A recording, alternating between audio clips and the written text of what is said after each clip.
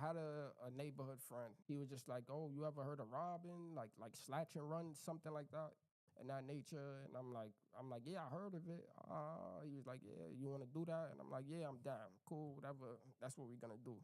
So we started out like going to like by bars. Like we used to wait at his house till like around 2, 3 in the morning, and basically we go out to this secluded place where like people leaving the bars, they drunk, and it was just crazy. Like it started off as us like we would just run by, slash their phone out their hand, cause this when our phone didn't have the iCloud lock. Right. Like you could just plug it in iTunes and just reset the phone, or whatever the case may be. So that was the thing. So we were just on straight grab electronics, just iPhones, boom, just walking. They standing on the corner, walking home on their phone, and that was easy. Everybody always walk around on their phone, head down. So that was easy. We just slapped your phone, boop, boop, boop.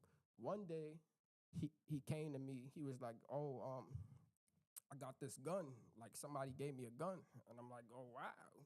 So this is my first time being introduced to a weapon. I'm like, "Okay." Like that's what's up. I didn't really think nothing much of it at the time. He was just like, "Yeah, you know what that mean, right?" And I'm like, "Yeah, you got a gun. Like that's cool. You get to walk Right. around with it. Nobody gonna mess with you no more." He was like, "Nah, we could rob people with this. We don't gotta slide shit and put people in chokeholds if they don't want to freaking give up their phone. Like we could just this gonna be easier. We just point the gun at them." And just take the phone. We don't gotta shoot them. We don't gotta do anything. They just gonna be scared. They see a gun, and I'm like, oh, okay. Like we'll see how it work out. So, How so that old were you? at this time I was 17. Okay. I was 17.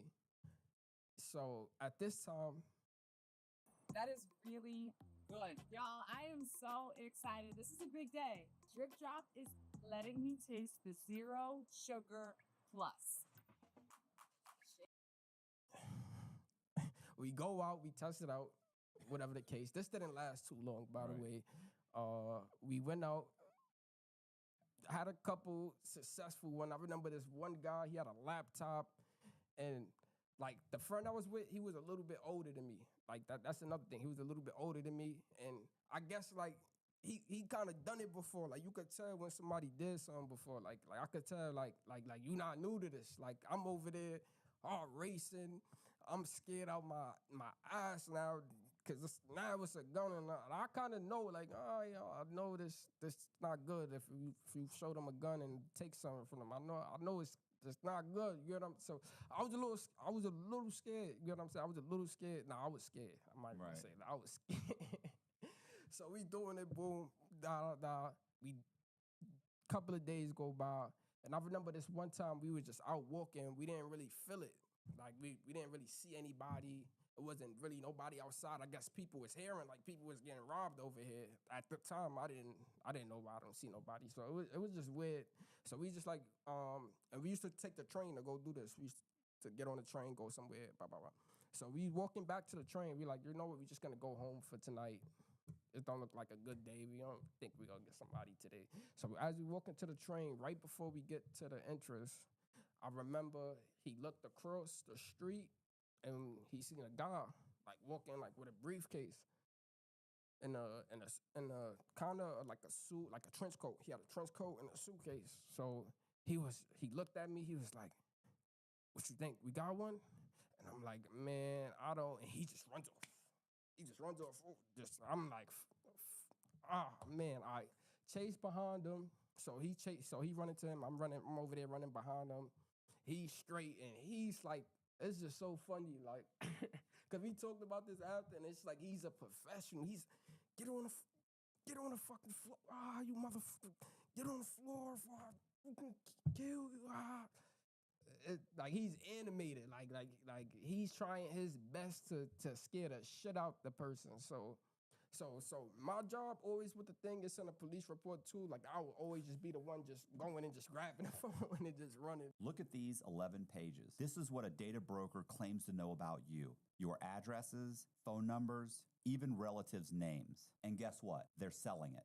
Anyone can buy your information for a few bucks. Scammers, stalkers, whoever. I've seen enough scams in my life to know just how dangerous this is. These companies are making billions selling your privacy, and we're the ones left vulnerable. That's why I use today's sponsor, Aura. Aura fights back by automatically finding where your information is being sold and scrubbing it off those sites, and it keeps it off. Other services claim to do this, but Aura does more. Alerts if your information hits the dark web, real-time fraud alerts for your bank account and credit, 24/7 monitoring, a secure VPN, antivirus, password management, and even $5 million in identity theft insurance. Bottom line, Aura gives me peace of mind.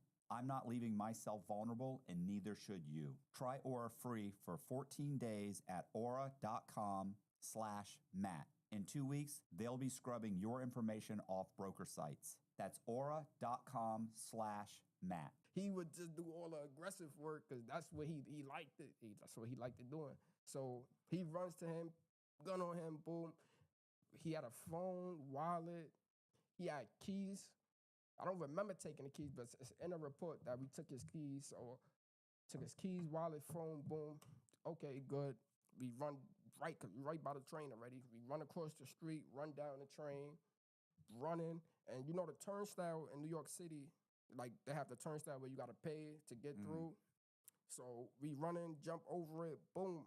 So we jump over the turnstile, and it's like, these are turnstile, and there's stairs on both sides. So it's either one. This train is going this way, one train going the opposite way. So we jump on the turnstile. As we running towards the stairs, we hear the train just pulled up. Like, we heard the train just pull up. So we like, all right, so we're going to hurry up and try to catch this train that just pulled up. It was just perfect timing. Like, it was amazing. Train pulled up. People already coming out the train, walking up the stairs. So we seeing people walk up the stairs. And out of those people walking up the stairs, we see a female and a dude. And they pull out their badge, freeze, police. And then they pull out their firearm. They pointed at us. So he bust a U-turn, I bust a U-turn. We just start running. We run out the train station, run up the steps, hit the corner. The first corner we hit, I seen him toss the gun under the car. Toss the gun right there. We running. I'm like, bro, I'm not gonna lie. I smoke too much grass. I can't do this for him. We ain't even get nowhere. We just got on the first block, and I'm telling him, like, listen, I can't run for too long. So he's like, all right, we go in one of the houses. It's like a house. It's like a block with houses. It's not like houses in Florida. It's like houses. It's like the sidewalk. Then it's the steps. You walk up, boop, to the house. So the house is just like right there. It's just house, right next to each other. Like, they basically connecting. So we jump over somebody little gate, because it's a little gate up to my waist. Jump over the gate. We didn't even bother to open it. Go behind the grass, and we just laying there. So as we laying in the grass, we hear, as soon as, like, muddy paws, simple. Sticky spills, easy. Out of the blue X? If only. Step into a fresh start with America's #1 spin mop. RaySkillmanCars.com. Let our family help your family find your new car. Shop from over 4,000 new and used vehicles from one convenient location. Get pre-qualified in minutes and customize your budget. Good credit, bad credit, or no credit at all. That's not a problem here. We can help. Find the value of your current vehicle in seconds with our quick, no-hassle trade tool. Superb selection. probably 30 seconds later, we hear a cop drive by, like fuming, like you hear the acceleration, and then you hear the brakes, so they stop. Heart beeping, boop, boop, boop, boop. You hear the door open. I guess it was two people walking on the block, and they stopped them. They was like, yo, did you see two guys run by? You could hear them talking. It's the middle of the night, quiet as shit. You could hear everything. You seen two people run back? I guess they said no. Closed the door, heard the door close, drive again. Woo, they drive off. Minutes after that, I stuck like we sitting there. We like, yo, we just gonna stay here. If we gotta stay here overnight, listen, we gonna sleep here if we have to. Like, if that's the case, I'm not rushing to go to jail. I'm not rushing to go back home. So we laying there in the grass. All of a sudden, we see lights like shining on the building, like on the houses across from us. Because it's the blocks, houses on each sides facing each other. So we start seeing a flashlight, like just on the houses, like just going around, and it's getting closer, it's getting closer, it's getting closer. So all of a sudden, this dude pop out in front of us with a flashlight, and he shines it at us. So I pop my head up, he pop his head up, and we just looking, we just literally looking at each other for like about 30 seconds. We just staring at each other, nobody saying nothing. And in my head, I'm thinking like he's not gonna say nothing. He's not gonna say freeze, don't move, nothing. This is just a regular guy. This is a cop. This is a cop. Yeah. Okay. So he's just standing there, a detective. He's So just waiting for the other cops. yeah, so we don't know. Yeah, basically. But he's just standing there. But I can't even really see him because he got his flashlight on me. All I see is like a figure, but I know it's a person standing there. So I told my friend, I'm like, yo, put your hands up. I don't know if he's trying to shoot us. I've seen this, I heard this before. I'm like, just put your hands up. So he put his hands up. I put my hands up. Soon as we put our hands up, he like, freeze, don't move, don't move, don't move. I'm like, oh, now he got a voice. Like, so he was just like, come out, come out the front yard. So I guess he already called, like you said, he was waiting for backup. So he called, so I guess he called already. So we walking out the front yard. As we walking out the front yard, I'm looking right to left. It's already like 3 cop cars there. And then like every second it's just another cop car, another cop car, another cop car, another cop car. So they just filling up the block, like the whole entire precinct. They done came out, I guess they was waiting for this day to where we slip up. Something that used to terrify me in my business was doing my finances. So now I use Zero. It generates a lot of reports that help me make sound decisions when I think I'm slow. So they come in, boom, they talking to us. We sitting in front of the cop car, they asking us questions. Where's the gun? Where's the gun? What gun? What is you talking about? Where's the gun? We know the person you robbed, this and that in the case. We know, plain stupid. I don't know what you're talking about, blah, blah, blah. That's the code. No, don't talk to cops. So we all playing it cool. So I remember right before they put us in the car, where he threw the gun at, it was a cop, like looking under cars, like he looking under every car. And I'm watching him prior to it. I'm like, dang, he checking under cars. He like 10, 15 cars away at this time. And I'm like, dang, I just hope he don't get to this car. But he got to it. And I remember looking as he's getting to the car, he look under, and then he go down and he just come up like this. And he like, we found it. Like he's holding it like it's a bug, like it's a disease, like he holding it by the tip. He's like, I got it. And then the cop that was holding us was just like, yeah, you're fucked. And I just remember, like, that, like, he said, you're fucked. So You don't look at your buddy and say, they got you. yeah. Looks like they got you, Jimmy. They had it. So yeah, so now I'm scared as shit. I'm like, dang, they found the gun. Now it's starting to hit me. Like, this my first felony, first serious charge I ever got in trouble with. So I'm scared as shit. I'm like, dang, they's gonna give us 10 years for this. Crazy. I'm thinking crazy. I'm taking the most worst scenario ever. So we get in the cop car, go. I'm thinking we get processed. They better talk to Jimmy before they talk to me because I know who's gonna do this. I'm gonna put some money on your books. So it's funny. I ain't going to jail for your gun. Yo, it's funny how this plays out. Like actually, we on our way to the jail. We get booked. We get processed or whatever. So my co-defendant, like I said, he's older and he had a record. I'm gonna put that in advance. He had a record, but I didn't know at the time. So I guess he had a prior felony and he's over 18, but I'm not over 18. So according to New York City at the time, I wasn't an adult yet.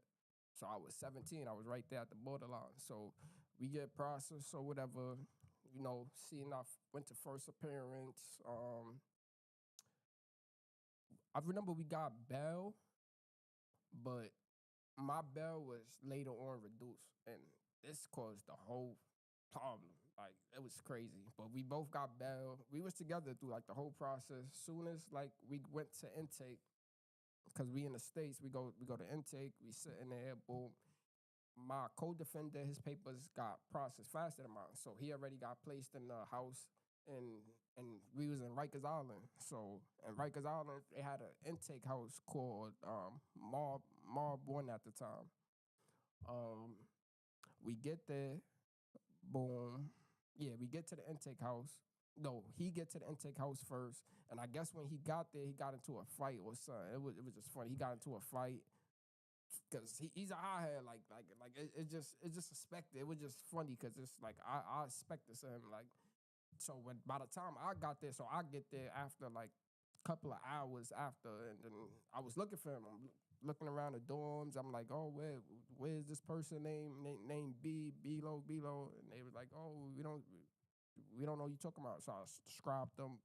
Oh, that kid, the Spanish kid. Oh yeah, he had a fight with some guy, and he's in a box. He's in a solitary detention.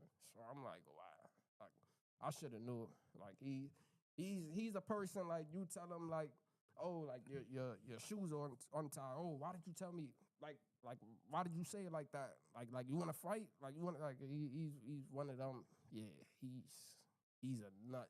But I think he's in jail right now. Like, that's the crazy part. He's currently incarcerated. The last thing I heard from him, he was in and out after that. So I get there, boom, didn't see him. So I got placed in the first house I went to. After intake house, they place you in the house you're supposed to be in. Get there. You know, first time in Rikers Island, too. First time, it was crazy. Fights, alarm going off back to back. And the alarm is like something that they ring inside the detention center. Like when it's a fight happen or anything happens, somebody get cut, like you can hear it. It's so loud. It rings across the whole building. The whole building start, ooh, ooh, ooh. It goes off. And these people, we call them turtles. They like the riot team that come in with the shield, mask and stuff. So they was being called to our unit a lot. You know, it was just a lot going on. Matter of fact, I remember I wasn't an adult yet, so I got placed with the 17 to, they had it like 15 to like, they had it like from 14 to 16, no, 14 to 17, 15 to 17, somewhere in there, and then the rest was younger, and then it was us, the 15 to 17, and then it was the adults. So as a CFO of a European retail company, I begin my day by logging into my control dashboard, available in Board's FP&A solution.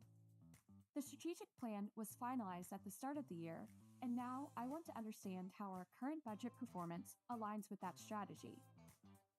Thanks to the integration with Board Signals, I also have real-time visibility into external market sentiment. Two key indicators, employment expectations and consumer confidence, are trending down, signaling a potential drop in purchasing power. To analyze the situation more deeply and respond quickly, I activate the Board FP&A agent. This agent is persona-based and board-aware, acting immediately to surface a set of pre-built, relevant analysis directly on top of our financial statements. Intuitive, explainable, and easy to use. Now, I ask, compare our strategic plan with current market sentiment. The agent initiates the analysis using its built-in reasoning engine. It retrieves the relevant multidimensional financial data based on my selections, interprets the intent of my request, and builds a targeted execution plan to deliver the insight I need. Now, let's focus on the results. First, it gives me a detailed comparison analysis on the strategic plan versus budget, followed by the external factors for my industry and business. The synthesis table produced by the agent merges internal financials with external signals to uncover high-impact insights across interconnected business dimensions. For example, revenue growth is strong, but it's not backed by corresponding investment. My workforce is at 316 full-time employees for 120 million revenue, which is at stretched capacity. Margins remain high, even as industry benchmarks tighten. And market sentiment shows headwinds, pointing to rising risk ahead. From here, I can deep dive to the proposed additional analysis based on the model, or share the agent's suggested actions directly with my team, turning discovery into decision and analysis into action, all within our FP&A agent on top of board solution. You sell on your website, Amazon, and beyond. We ship your orders, powered by Amazon's logistics network. Amazon Shipping. You sell it, we ship it. I guess after he got out of solitary, he went with the adults. So I never seen him at that time. So I was just in the house, just getting the hang of it. Never been to jail, never been to jail. Probably been arrested, went to the precinct. Mom picked me up for smoking weed, minor stuff, getting caught smoking weed or shoplifting, just stealing little items and getting caught, little stuff like that. Go to the precinct. As soon as I get to the jail, my mom come get me right away. But this is my first time actually experiencing this is jail. And knowing now, Rikers Island is off the wall. It's crazy. COs, the correction officers in there, they don't give a shit. They young and from my neighborhood. They fighting with us. It was a time I seen a correction officer tell a person, yo, come in the closet. They was arguing back and forth. They went in the closet. They was fighting. There wasn't no cameras at this time. Now they got cameras in Rikers Island, so it's crazy. I think we interviewed that dude. we had a cop that got in trouble. They threw him in federal prison for violating for violating their rights, because he would say, guys would mouth off and he'd be like, you want to go in the fucking broom closet? We'll go right now. I'll take my shit off, everything. They go, and he said, I go in there and fight. He goes, sometimes I lose, sometimes I win. Fuck. Yeah, so it was like that.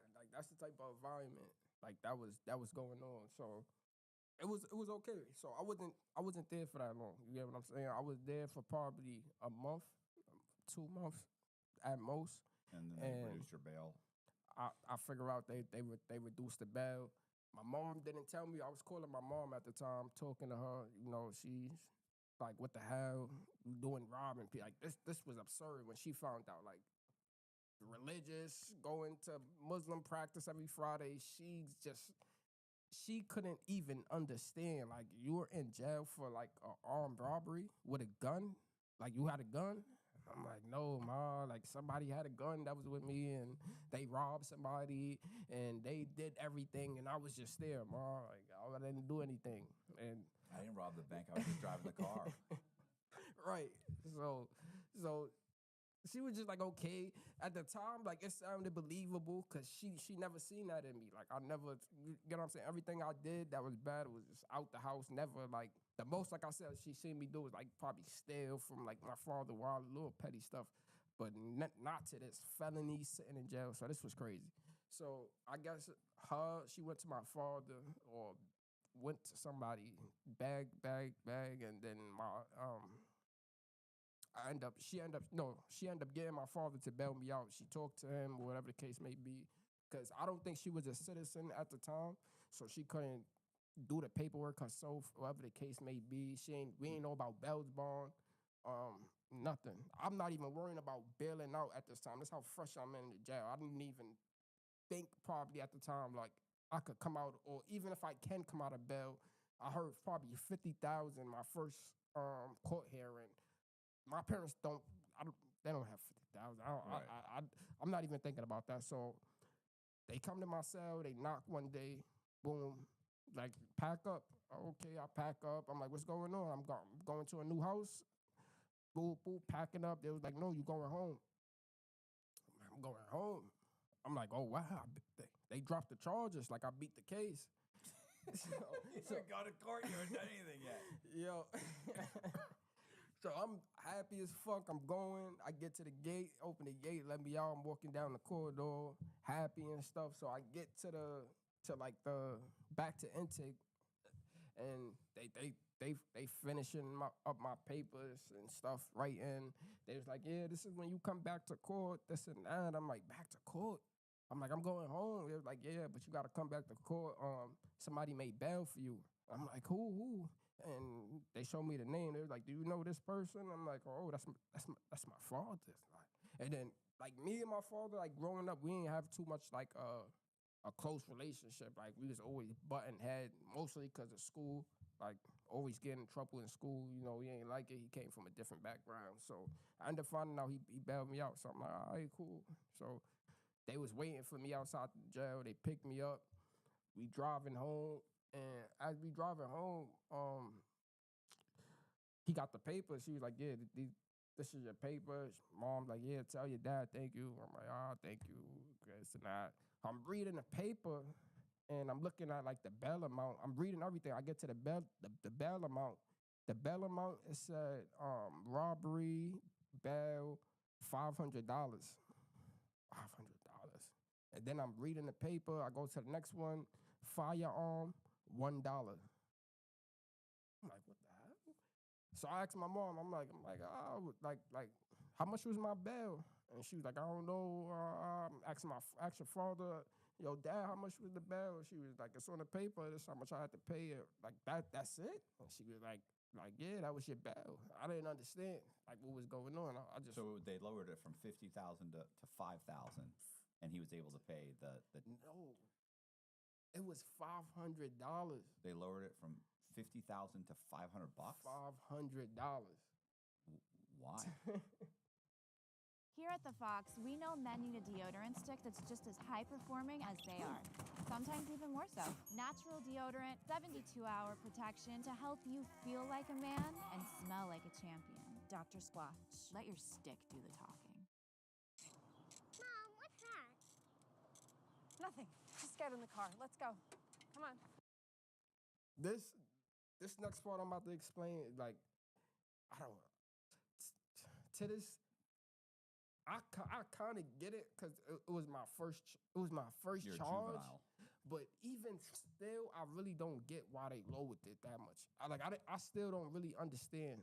I know it's my first charge, first felony, but lowering it down to $500 and lowering the gun down to $1 was crazy. But I end up finding out that they end up throwing out the gun because even though he said we presented a gun, they didn't find no DNA on the gun. And I ended up finding out my friend as he's running, like he's wiping it down a little. He said like he wiped down the mag. The gun ended up having not having bullets, so it wasn't a deadly firearm. So he running around doing this the whole time. We could have got shot by somebody who pulled out a real gun on us, and I didn't know it was no bullets in it, but it was no bullets in the gun. That wouldn't have made a difference in Florida.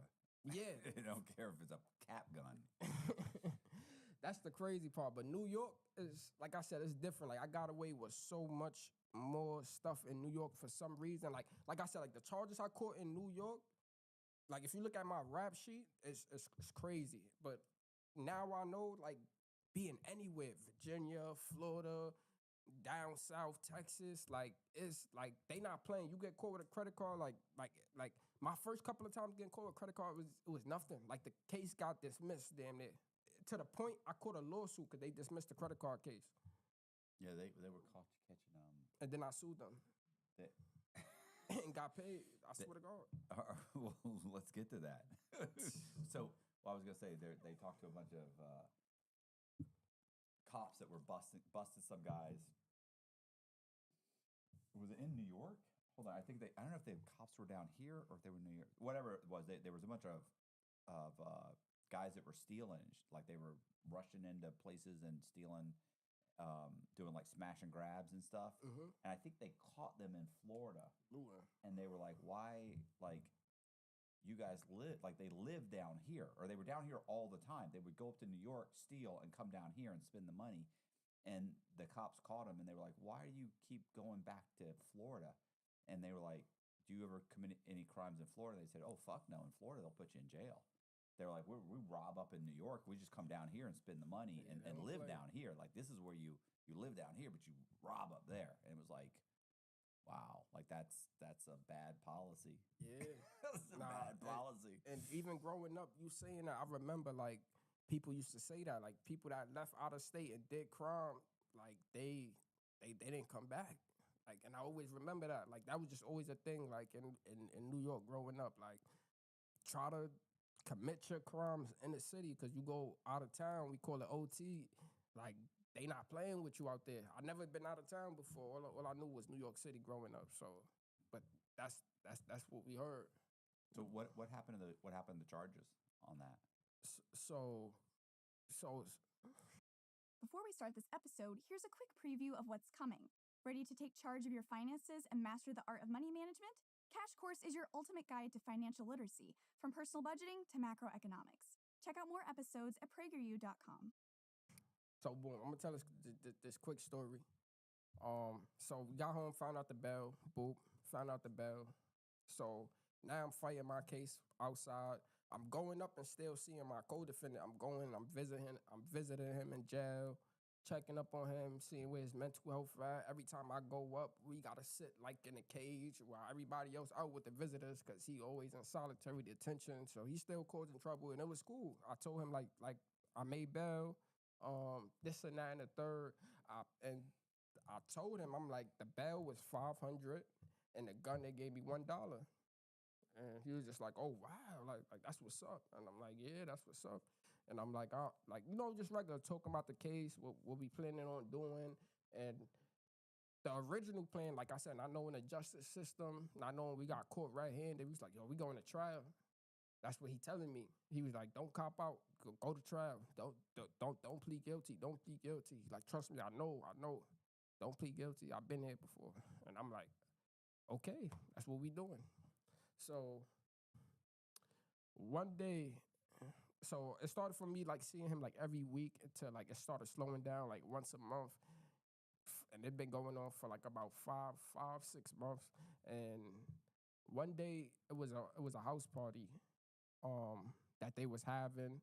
I remember like my co-defendant sisters there, and like this is my co-defendant neighborhood. It was a party in his neighborhood, so I went there like with my friends that I usually go over there with to hang out like on a regular basis. So we at the party, I'm chilling, sitting, relaxing.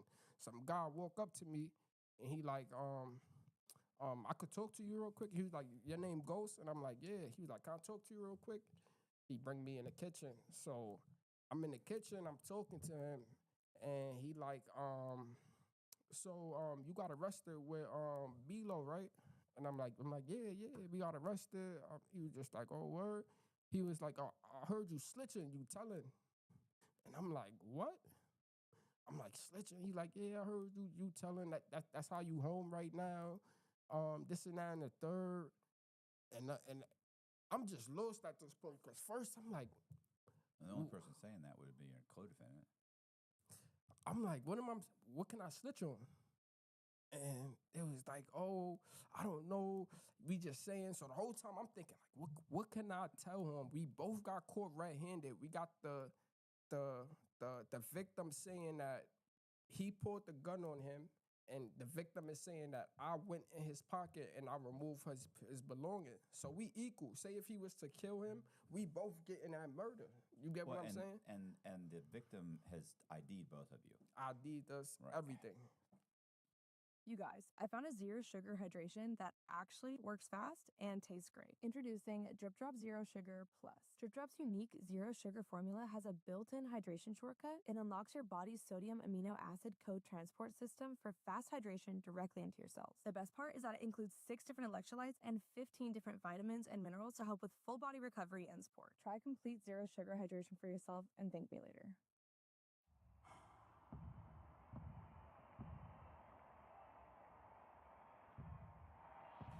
Apply for a new place from any place with just a single click. Apartments.com, the place to find a place. Everything. We already got indicted, everything. So I'm telling him, like I'm still fighting the case. Like what you think? Like I'm not fighting the case. Like I'm free from the case. And he was like, that's what it's looking like. That's what B-Lo told us.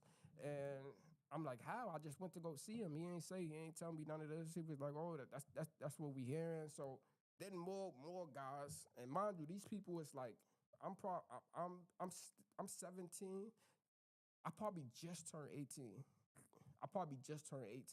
probably just turned 18. Probably, I think it was. I think it was like New Year. My birthday, January 2nd. And I believe it was like a New Year or something like that. It was a New Year party. So probably just before, probably a day before my birthday. I don't know. But yeah, so more guys started coming in the kitchen.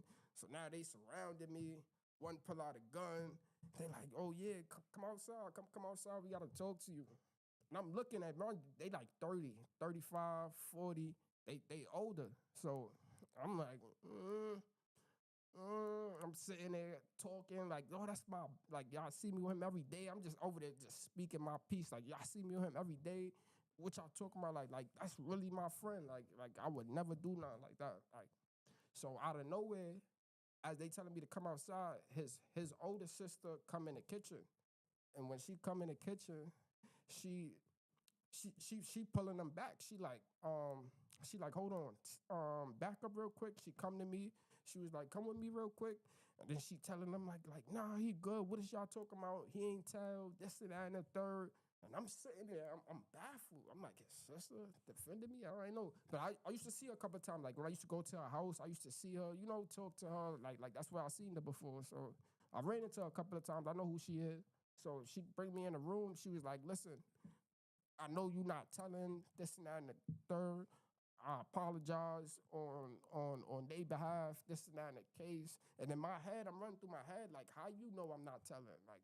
Like what makes you so sure? But she's just like, I just got a feeling. Like, you get what I'm saying? Like I feel like you're not telling. I used to see the way y'all hang out and stuff like that. She was just confident in me. And I just noted that. You get what I'm saying? Like, so I told her, I'm like, you know what? F all this, I'm out on bail. She was like, yeah, they just thinking like you not fighting a case no more. I'm like, I'm out on bail. So what I'm gonna do, I'm gonna go home. I'm gonna take a picture of like all the papers, like all the bail stuff or whatever, and I'm gonna send it to you. She was like, you don't even gotta do all that. Nah. I'm like, nah, I want to send it to you so you could just show them so they could shut up because they thinking like I'm not fighting this case or whatever the case may be. So I ended up doing that. Boom, boom, boom, went home, sent her the pictures. She never even like acknowledged it, like wrote me back. You get what I'm saying about it? So boom. So now we getting towards the end of the case. So now my lawyer. Did you ever tell your buddy like he's telling people that, or did you just? I never seen him after that. I never see him and say, "Oh, Bob, you just fucked up, bro. You just fucked up." I mean, if I'm gonna be blamed for it, yeah. I'm gonna be on I'd rather be a witness than a fucking defendant. Like, you just fucked up. Going around running your mouth. You don't even know what's happening.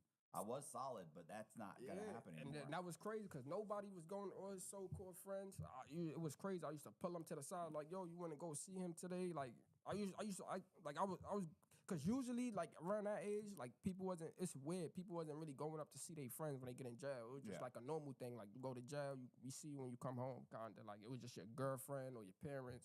But it was weird. Like, I was doing something that people don't do. People that he knew longer than me, like people he grew up with from younger.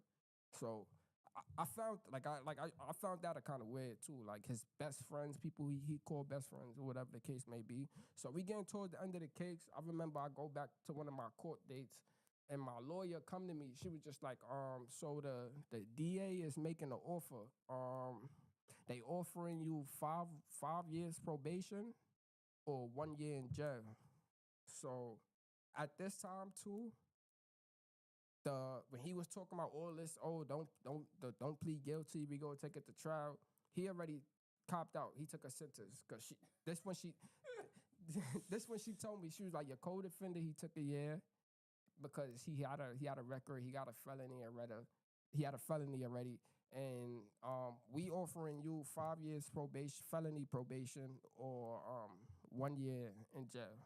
And they was like, they dropped the gun, so they giving you 1 year for the robbery. So thought about it. She said another thing.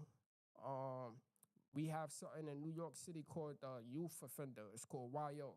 A lot of people know about it. It's called a YO. That's when I learned about it. It's when you under 17 and catch a felony.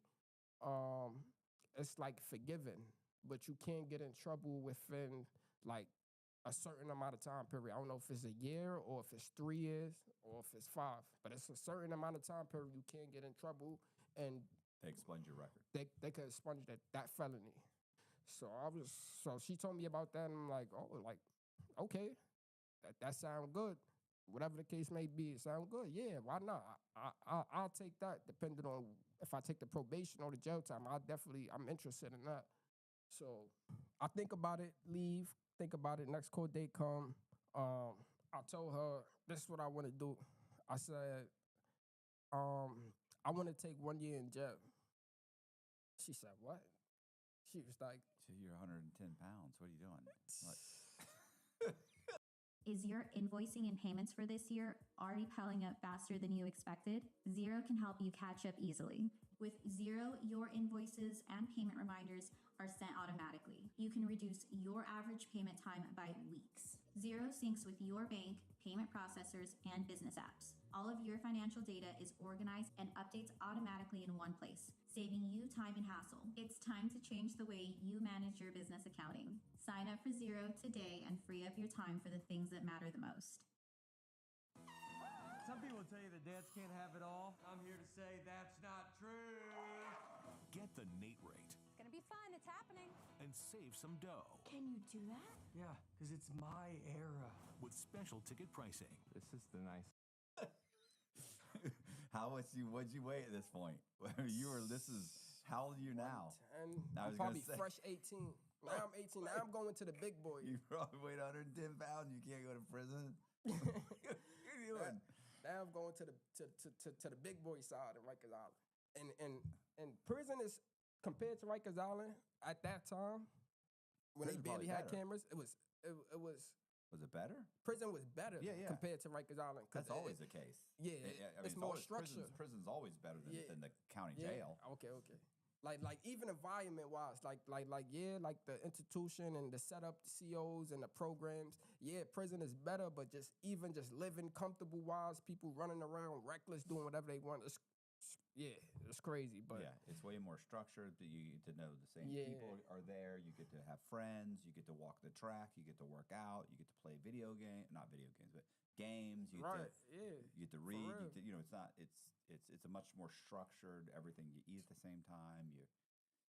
It's much better. Yeah. You get to know the personalities. There's not always fucking 15 or 20 new guys a day coming in with chips on their shoulders, pissed off, ready to fucking start fighting. Right. And, Right, exactly. you can get a job. Yeah. You know. Serious, yeah. It's prisons, that's You can that's get a ice whole cream. different place. Yeah, commissary. Yeah. Even you can get cigarettes in New York, upstate. You could buy a pack of cigarettes. Oh, that's crazy. Yeah. No, not in federal prison. Nah, federal. No, yeah, no. yeah. My friend was they don't have cigarettes in federal. Yeah, but yeah, they have cigarettes. I heard other prisons in different states they don't got cigarettes either. Certain places, but yeah, for New York they got. You could buy your rolling paper. You could buy your tobacco. Where you could roll up yourself, or you could buy Newports in the cartons. Crazy Marlboro. So did you go, or you just said you would go? I didn't go to prison, but because You already had a month or so in county. I had a month, 2 months, somewhere around there. But I didn't go to prison because I didn't get sentenced to more than a year. So if you get sentenced to a year or more, a year and 1 day, you go to prison. Anything less than a year and lower, you stay in the county. So I got sentenced to it's called the city bullet. That's what they call it, a city bullet. City bullet. It's basically 1 year in jail. So I stayed in the county. I didn't go to prison for this. So Do you get good time? yeah, you get good time. So How out much of, is good out of time? that 12 months, you do 8 months in good time. And you already did a month. And I already did a month. Or so, change, whatever yeah, it was. So you did. did a month. So you go back in for 6 months and you read a couple of novels and Yeah, I went back after. It was more than novels. It was chaos in that place. I'm not gonna lie. It was chaos. I was gang affiliated, so I was with the blood, a certain set in the blood. So in Rikers Island, like it's not like the Bloods stayed together and then the Crips stay together. It's like it's mostly blood territory. It was barely any like the Crips in there. And if it was like they was just getting destroyed because they is just outnumbered severely. It's just like even people that is Crip that go in there, they don't even want to say they Crip to anybody. You get what I'm saying? They in there just low riding, just trying to stay out the way, do their time, come on. But it was just mostly populated by Bloods. And it's it's they don't want to unite. People want to fight and stuff like that. But if it's like, whoa, you blood, I'm blood.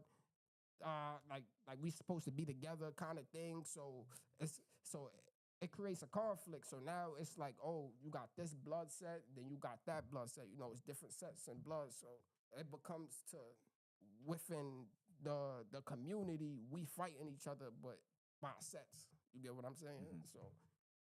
So it became that. So it was that, and I never been like gang banging in jail. So it's a whole different environment in jail rather than you gang banging in the street. So it was just different. Like it was different. It was a ride. It was a ride. So you get out. So you got out. You went to a community college. You then went to a university. You became an accountant, and now you have your own CPA firm. What happened? I go with so I took the city year, whatever the case may be. Go in, and I end up running into my co-defendant.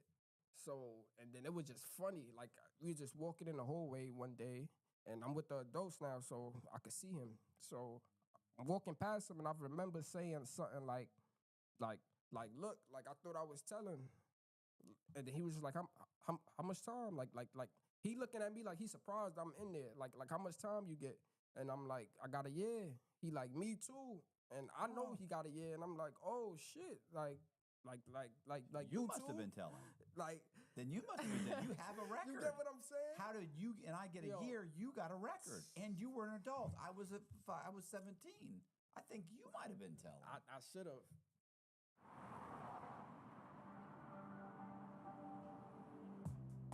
Everyone wants to build their own brand. But where do you even start? That's why we're here. We connect you directly to elite factories to find the perfect products. We help you customize everything, from the fabric to the packaging. It's not just a product, it's your brand. One click, and we ship it from our warehouse to your customer's door in 5 to 12 days. You focus on growing your business. We take care of the rest. Hyper SKU, ascend your brand. So here's the thing. I was scrolling on eBay looking for a car. Nona was right. It had to be an Alpha. And with secure purchase from eBay, I found one. Thousands of cars, a new seamless way to buy them. eBay. I should have. It should have came out. It should have came out. But like I said, it doesn't make sense. We didn't have. That's the argument with that's the crazy part. I've never been in trouble. I'm a juvenile. He is older. He has a record. There's no fucking way we both get a year. That should not have happened. But that's New York for you. Yeah. Any other state, it would have been, he would have got slaved for I that. could see you getting 6 months. I could see you, I mean, if he got a year, I could see them giving you 6 months. Right. But they offered me probation. I didn't even have to be in jail. He didn't get offered probation? Nah. No, okay. Yeah. He would have took it. He would have came out. But at the time when I came in, he only had like probably a couple of months to serve because he lost all his good time. You know, knowing him. Yeah. He lost it probably the first fucking week he was in there. He probably lost his good time, whatever. But I got a question real quick. Why would you take a year in prison or a year in jail over 5 years probation or the youth offender program? That's a great question because I was gonna talk about that, but it slipped my head. So I went home and I thought about it, and I'm like, well, if I take the year, it's like people gonna know like I didn't snitch because now it's these group of people that thinking that I told, and if I take the probation, I'm still home. I never go to jail. It's hard to try to convince people like, oh, I was fighting a case, this and that, and I just end up getting probation and I never went because they already thinking that I don't have to go back to jail or the case was over. I had nothing to deal with the case. They don't care about looking my name up and going into the computer. Nobody cared about doing that. People running their mouths. They want something to like, you know, to talk about instead of going and looking at the system. So it would have been that easy. That's the crazy part. Well, now I'm thinking about it. See, my reason for going to jail and doing the jail is, or doing the actual incarceration as opposed to 5 years, is because what if I get out and get in trouble in the next 5 years? I'm in a lot more trouble because I was on probation. That was a thought too. You know what I'm saying? Because now, like if they said, well, now you were on probation, you committed another crime, so now I don't just have to worry about the new crime. They're also going to tack on time because I was on probation for the old crime. So after the robbery and stuff happened, in my head, I'm like, I gotta find a better way to make money. You get what I'm saying? I didn't really want to do the whole 9-to-5 thing. I see my parents do it their whole life, and they always tired. They always in a bad mood. You get what I'm saying? They always not happy, or and I could see it. I could see them try to force smiles sometimes, coming home from work. So I just knew it was just something that I didn't really want to get into. I wanted to try to do something bigger, so I'll be able to take care of everybody. So my mom won't have to work. My father, my sisters, when they grow up, they could get into college, good colleges. So I had to think of a better plan. So I remember one day I was just messing around on a computer, and I was on eBay. Like, I was just always on eBay, just looking at stuff that I wanted that I can't afford, and I would just put it in my cart, like put all the stuff I wanted in my cart. And one day I was just like, yo, I wonder if I could try to like bypass the checkout. It was just a crazy idea at the time, but I'm like, yo, I wonder if I could bypass this checkout with the items I had in my cart. So I think I had like an iPhone 5 no, it wasn't even a 5. I think it was like the iPhone 3G. It was something at the time, the iPhone 4 or 3G. So I get to the checkout, and I see like the credit card payment, and then I seen PayPal was there at the time, and then PayPal had a third-party company I guess they was working with called Bill Me Later. So with the Bill Me Later thing, it's basically what it's called, Bill Me Later. You basically get the item you want, and it goes on your credit, and you pay for it later. Basically how a credit card works. And all they was asking at the checkout page was your date of birth, first, last name, of course, and the last four of your social. And that's all they needed was to make a purchase.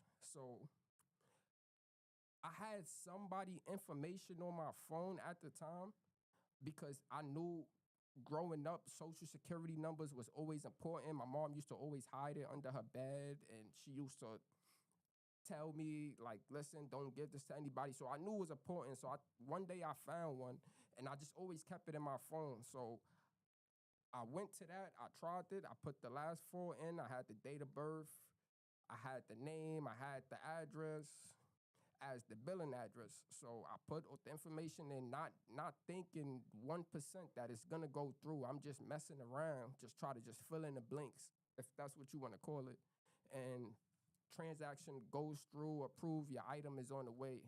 Mind blown. I dropped the laptop. I'm just like, wow. But I still don't believe it. You get what I'm saying? Next day come, they send a tracking number. Next week come, items at my door. So it was crazy. You get what I'm saying? So I'm just like, wow, I'm excited. So I go back on the computer, and I'm like, all right, I got a phone, but I have a phone already. I end up keeping the phone. I keep the phone, and I sell my old phone. I made some money. So I'm like, oh, wow, I made some money this way. So now I had to think of a plan, because now I'm like, all right, so all they need is socials. So I went back on the site. I tried the same social I had. That didn't work. They said I already had an account open, and I had an open balance. So at the time, I had like a little girlfriend, you can say, and I remember her telling me that her mom worked like in the office, and she get Social Security numbers, she get people date of birth, addresses, she get people personal information. So I'm like, all right, cool. I go up, I approach her one day. I'm like, listen, I did this. I showed her this. It came. I showed her the track, the order history, and it was just on from there. She went to her mom, and she asked, and I asked her, like, I guess her mom was just cool. She had a cool parent. So she went to her mom and asked her, hey, you know the Social Security numbers, the information you be getting at your job? Yeah, I need those. If you could take a picture of them, whatever the case may be, we can make money. So I guess her mom was down with it. So I went back home, jumped on my computer. She sent me the information, and I just started putting in orders. First one, go. And I think at the time, I was just ordering like iPhones, iPads, just electronics, just stuff I knew I could sell. Because I already had the place from when I sold my phone. So I'm like, all right, I got a place. He told me when I sold him my old phone and kept the new one, he told me, listen, whatever phones you get, electronics, let me know. He was like a Jewish guy. He was very hungry, very motivated to make money. So he was just on top of me, like, try to get phones. And I'm like, all right, I got you. And so, yeah. So I goes home, open my laptop up, and I'm just putting in orders. And it's just crazy. The whole time I'm thinking about, I'm placing orders, and not one time I had to enter not one credit card information, not one bank account number, not one route, and nothing. Just this, I'm making purchases strictly off of Social Security numbers at the time. And yeah, I did that for a while. I made good money. I had that run probably for about 4 months. Nice little run. And I'm gonna get a Prototype. The hardest thing is to get started. It's the ideas and the choice of which ones to flesh out that I think are very human discipline. We have started to deal with computers in higher and higher levels of abstraction. Just push a button. Rapid prototyping allows you to identify what's important early on. People then end up spending more time on the decisions of what they want to actually make. Where's all this stuff getting mailed to? My house. All the different people's names, different social, they're all going to your house. Yes. Wow. I mean, are you afraid that at some point it's going to lead back to you? At the time, I wasn't thinking, I didn't know. At the time, it felt so easy. It didn't even feel like I was really committing like a crime. Like I always looked at crime as in like robbing people, shooting people, and forcefully running in the store. And I always looked at those as crime, but I never, you gotta understand, like at this time, I never even knew what internet crime was. I never even knew, you get what I'm saying? Yeah. I didn't know what internet crime was at the time. So I knew I was doing something wrong, but at the same time, it's like I'm in the comfort of my house, right? There's nobody watching me. I didn't know that your IP could be tracked, and I didn't know about all of this, and it could come back, and my address. I didn't know too much about this. In my head, I'm just like, all right, I'm doing this. I'm in my house. Nobody could see me doing it. I'm not on camera. So it's in my head, I'm like, nobody could rat me out. Even the person's social security number is, how would they know it was me with the little information that I knew at the time? So it went on for about 4 months, made good money. And I remember one day I go on the website and I got my social security number ready. I got everything ready. I'm ready to go. And I click on the checkout button, PayPal, and that option's not there no more. And I'm panicking. I'm doing it a different way, and it's just not there. So at that time, I knew, like, all right, they in my head, I'm thinking, all right, it's not there no more because of me. I probably did it. They caught on, and it's not there because of just me. I didn't think it was anybody else involved. It was probably plenty of people doing this at the time. So after that, I'm like, all right, so now I got to think of something else. Now I got a little taste, like you can make money off of Social Security. Like, it started opening my mind to something different. This is not robbery. This is not, to me, this is like a better way. This is what's gonna get me out the situation. This is what's gonna not get me in trouble no more. So I just ran with that mentality. So what are you doing with all the stuff that you're getting? Just selling it? Yeah. So basically, when the stuff get to my house, like the first time I did it, I had looked online, like buy and sell phones places, and I hopped on a train or whatever, and I went there, like in Manhattan, Mid-City, and yeah, I found it was like it's so weird. It was like a jewelry store, but when you walk to the back of the jewelry store, they buy iPhone, they buy jewelry, they buy gold. Yes, some shady business going on there. But And you just show up with a backpack full of iPads. Like, here's 10 iPads. Yep. And they're just okay. Yeah, basically. I mean, if you from New York and you've been a part of Diamond District, you know what I'm saying? I don't gotta even push it back there. If you from New York, you've been a part of some scams, you know Diamond District. Yeah, we just had a guy who lived in the Diamond District years ago. He was like a diamond thief, and they were working with other store owners and setting up, their own stores for robbing them for insurance money and Yeah, he had fences that would buy the stuff for like whatever 60 cents on the dollar or something like that. Yeah. Yup. and he was from New York? Yeah. Yup. Yeah. So that was and that helped me later on, like down the line too as well, because it's like that was like the hub. If you have anything valuable, bring it here, kinda. So yeah. So after that, I got a taste of the fraud and like making money off Social Security numbers. So it was just always kept that in the back of my head, like this is something I would like to do. So I ended up getting a job. I believe it was like McDonald's or something like that. It wasn't for too long. I worked there for like 2 months, and my friend at the time, he had a friend that gave him a device that's basically called the car reader. Some people know it as the black box, but basically it's a car reader. And he ended up slipping that to me.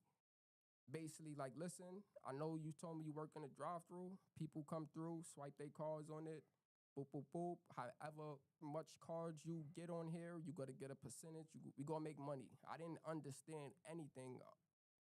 That's how it sounded. Just how I said it, that's how it sounded to me. Like, swipe cards on this device, you give it back, and we make money. Cool, sound easy. So I take it, first shift, go load up a couple of cards, give it to him. Do not listen to that. Thank you, man. I know how it feels.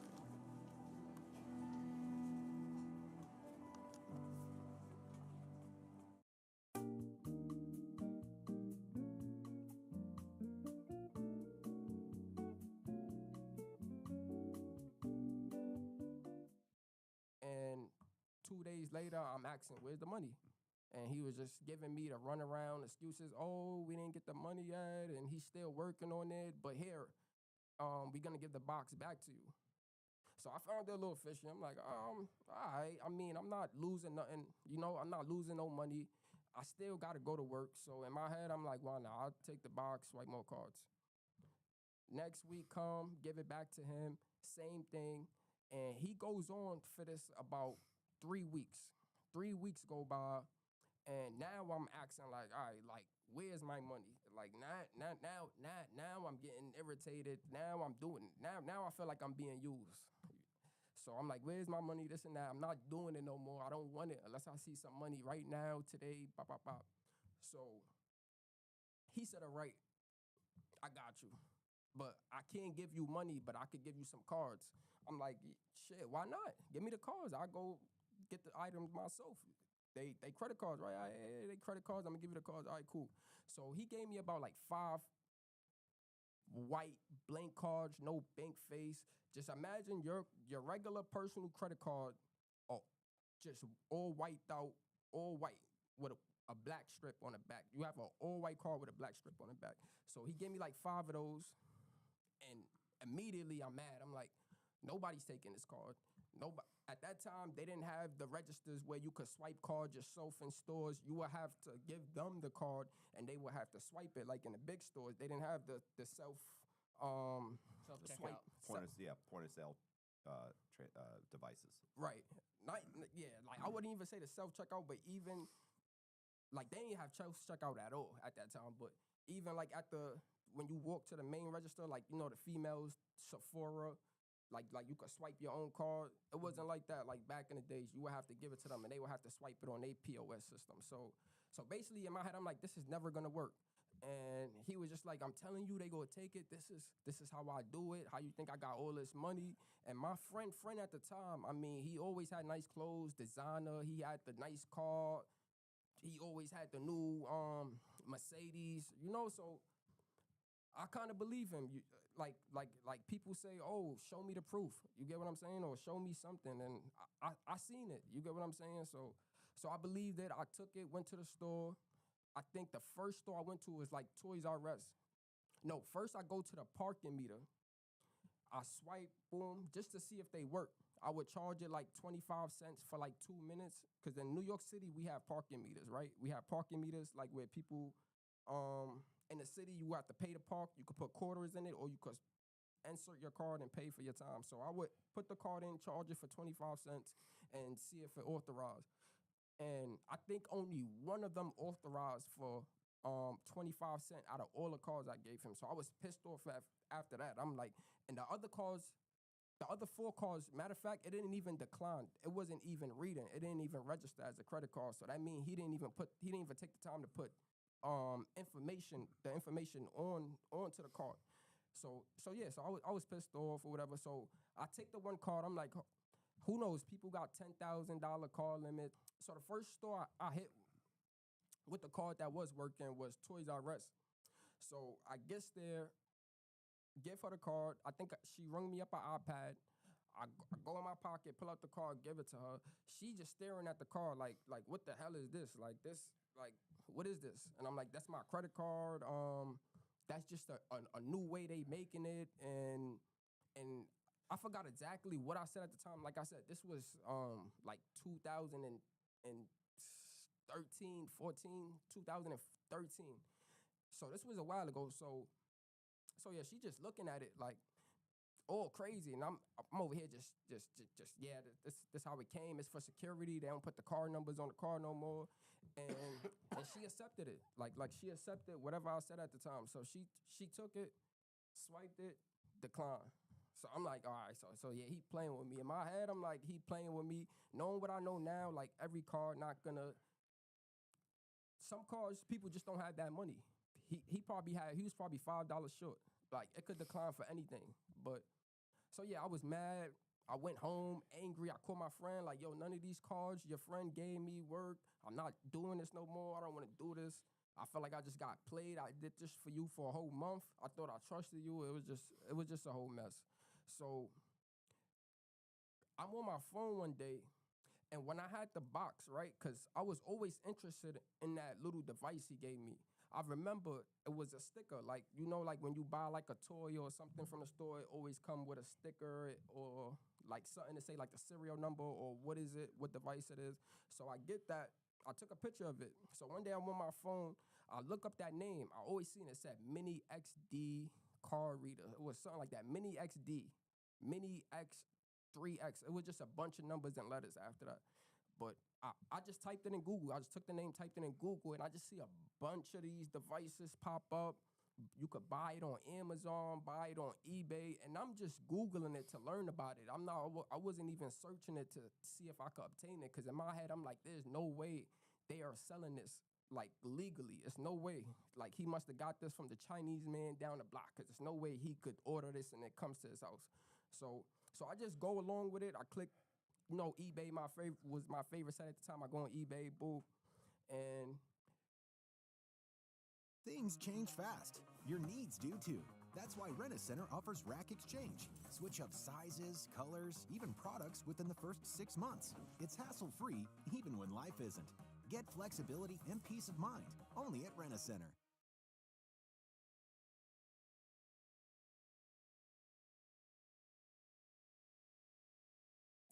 It's the ultimate live tribute to the biggest boy bands of all time. It's the Boy Band Night on Saturday, June 6th at Ribbontown Event Center at Four Winds Casino, South Bend. Tickets on sale now at Ticketmaster.com. Fan favorite hits, tight choreography, and big vocals. You'll be dancing like it's 1999. The Boy Band Night, June 6th at Four Winds Casino, South Bend. Your entertainment escape. I order it. I think it was about very cheap. It was like about $50, $60. I think my mom helped me out with the rest of the money, and I end up buying it. So I remember once I placed the order, I jumps back on YouTube and I types the name in again. And then I started seeing videos, and I started, because I was a YouTube freak. I was YouTube and everything, always YouTube and Google freak at the time. So I put it in, I put it in YouTube. I seen the videos come up, boom, and I'm just learning. I'm going through every video. I mean, every video that they probably uploaded, I'm watching it, and I realized most of the time these just Chinese people explaining it, and they got little captions in the video, and that's how I learned how to use it. I don't want to break down the track 1, track 2, track 3, how I learned. That's a little bit like more advanced. You will have to understand the system, but I basically understood the format. Swipe the card on it, boom, take the information, put it onto another card. Now you got that person card without actually having their actual physical card. So it's like you basically got a clone of their card. So I'm like, okay, this sound cool. So it finally gets here. I open it. It comes like with a little CD, like a little tiny CD, throws in a laptop. I guess that was the software to download the program, boop, try it out. Everything's good. So I'm like, okay, so how does he get the card off? And I do more research, and I found out in order to transfer the card into another card, I would need another device called the MSR. So I end up having to buy that as well, because I'm like, I need that too. I can't do it with just this box. Like I thought at the beginning, I have to order this device too. So I go ahead and order that. That comes in a week.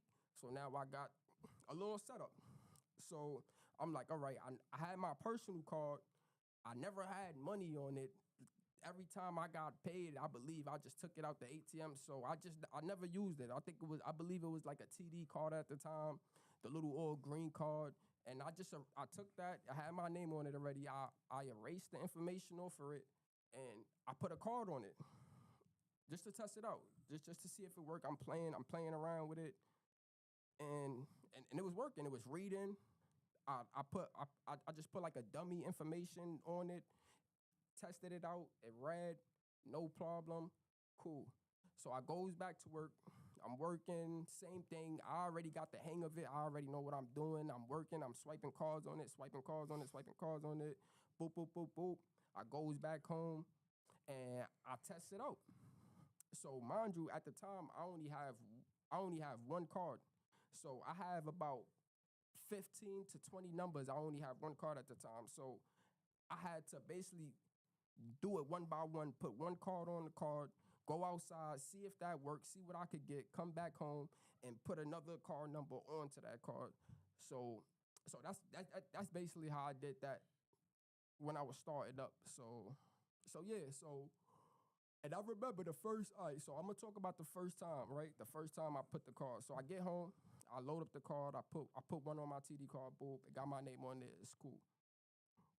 I go out to, I believe, my first spot, because I know the first spot was Toys R Us. It didn't work. I goes back to Toys R Us, because that was the first spot. I'm like, all right, I'm going to come back. It was a different lady at the time. It was somebody else. I was happy for that, because I was hoping I didn't see the same person. It was an iPad. I remember it was like an iPad. It was the first, they just made a new generation of iPad at the time. Rings it up, sitting there, crossing my fingers. She asked for my card, boom. She asked for my ID this time, which they didn't do before, but I give her my ID because my name is on the card, so I wasn't worried. I didn't pay too much attention to it, so I give her my ID. She look at the name. She look at my card. Same name, matches. Swipe, approve. And like at this time, like I guess you could say like that was just the start of something new for me. Like that was the beginning of it right there. When she swiped that card and when it said approve, yeah, it was up from there. So I runs out the store. I'm more happy. I'm running around. I go hit up my best friend at the time. I'm like, listen, come to my house. I'm on my way back home. I just hit for an iPad. It's lit. Boom. He get to my house. And I'm like, yo, you still got your TD card? Yeah, I got my TD card. I put a piece on for him. I put another one on for me. We go back out together. I think we went to like Target. We like, yo, we gotta try something else. We go to Target. We grab like 2, 3 iPhones to the piece decline. We went back home. Next day we go to Midtown, right? We go to Manhattan, Diamond District. We sell all the iPads off. We sell all the iPhones off. Boop, boop, boop. Like we did that for about a month or two, and the total value around that time was about, I believe, 10, 20,000 at that time. We made just off doing that. So I came up with a better idea one day, and I'm like, The hardest thing is to get started. You have to get it on paper. We have started to deal with computers in higher and higher levels of abstraction. Just push a button. Rapid prototyping allows you to identify what's important early on. You're able to learn very quickly. People then end up spending more time on the decisions of what they want to actually make. listen, like, you know, when you report your car lost, you know, they send you a new card in the mail. So I did that a couple of times. I'm just keep reporting my car lost till I just had like 20, 10, 15, 20 stacks of TD cards with my name on it. And for a while, for a couple of months, that I was just using those, just going on the road because they wasn't worrying about the last four. Too much people, a lot of people in my community at the time, around like 2013, 2014, people were still selling drugs at the time. Nobody around me at the time was scamming. I didn't know anybody that was scamming. I wasn't in school and nobody was scamming. It was never really a thing. But like I said, my friend had this one odd person who was just into it, always flying, like crazy. He's pulling up S550, Mercedes, BMWs, 5 Series, 8 Series. You get what I'm saying? So he was really the only one I really seen like really getting real money, not just little dress up money. He was getting real money. So we got the stacks of TD cards and stuff like that. We got the stacks of TD cards. And I told my friend, I'm like, yo, do the same thing. Get a couple of cards together and bring them to me, and I'm going to load them up for you. No charge, no nothing. I ain't going to charge. That was just the type of person I am. If you around me, you go eat, you go get money. So we took them cards. We going out. We hitting spots. After that, we hitting Target. We hitting Toys R Us. We hitting anything that a car could reach. That's what we hitting at the time. So are you still working at McDonald's at this point? At this point, no, I wasn't working at McDonald's. They had actually fired me a month after I started working. So I was only working there for like about a month and a half, and then I ended up getting fired because they said it was food missing out the freezer. I'm not gonna lie, I was stealing little sausages and the McGriddles out the freezers, and I would go home and I would be making McGriddles sausages at home. So I guess they ended up catching me for that.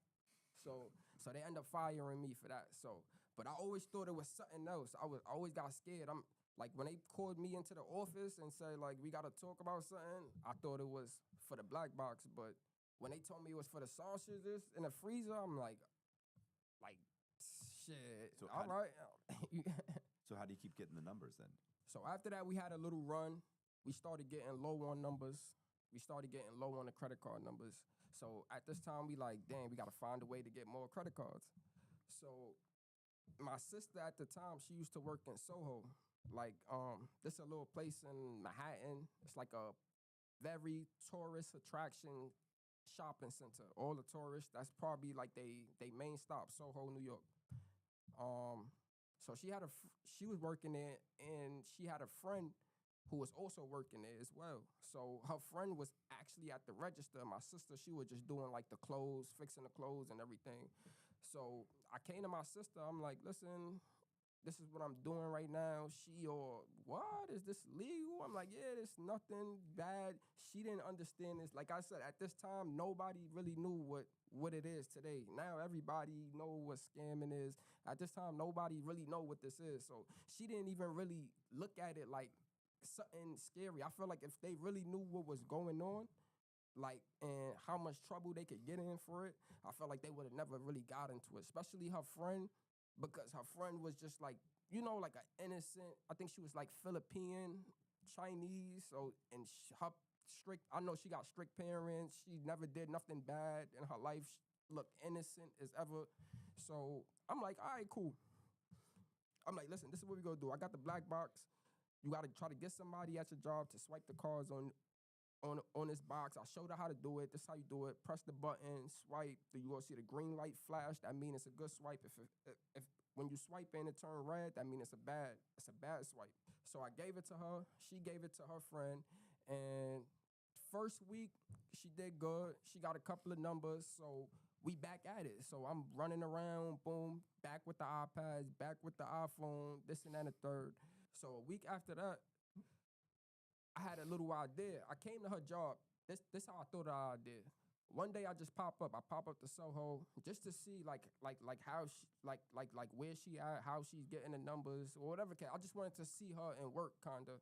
So I'm walking past the store. I go in the store acting like I'm looking for merchandise. I'm looking at the system. I'm looking at the register. I see her back there. I see how she doing it. She working. She was ringing up somebody at the time, I believe. And I'm just watching her. I'm watching her. They giving her the card. They got a keypad like where you type your PIN number in. And the keypad, it was just like a little gray, it was like a little gray box, like with the numbers 1 through 9 and a red, yellow, green button. And it's nothing like to cover it. Like nowadays, they have like a little cover over the numbers. It was just flat on the table. She's ringing it up and they type it. It was just flat on the table. She can see them typing in the PIN numbers. And at that time, it's Tauruses. And I'm guessing, like, nobody gonna think that this little innocent girl is gonna steal a PIN number. So it just made sense to me. So I'm like, yo, what if she can get...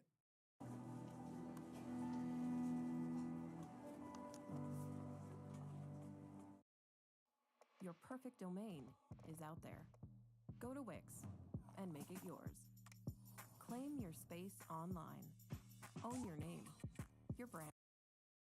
The PIN numbers, like it would be crazy. So I went home. I thought about it. I talked to my sister about it. I'm like, listen, I want to meet her in person. Like I want to meet your friend in person. So she like, all right, cool. I meet her. We sit down. We talk. And I'm like, listen, I was at your job the other day. Boop, boop, boop, boop. I know you didn't see me. This is my first time meeting you, but I seen how everything worked. And I'm like, we could really make real money if you can get like the PIN numbers. That's why it hasn't been really working the whole time. Because at this time, I'm just giving her little chump change here and there. I'm really telling her like it's not really going too good. So it was just a perfect opportunity to bring this to her. Like, listen, like we could really get into these cards because like if you think about it, I can't really get no money without the PIN number. I got the card, so it made sense to her. She was like, yeah, you would need the PIN number. And I'm like, yeah. So she went back to work and she started getting the PIN numbers. And then this when stuff just went to a whole new level. So she run with that. I leave it with her for like a week because I could have left it with her longer, but I was just so in a rush to just get things started.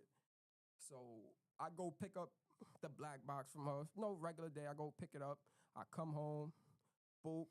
I see the PIN number she wrote on a notepad alongside with the last 4 card numbers next to it. Cool. I take that, make my cards regular, making my cards, boom.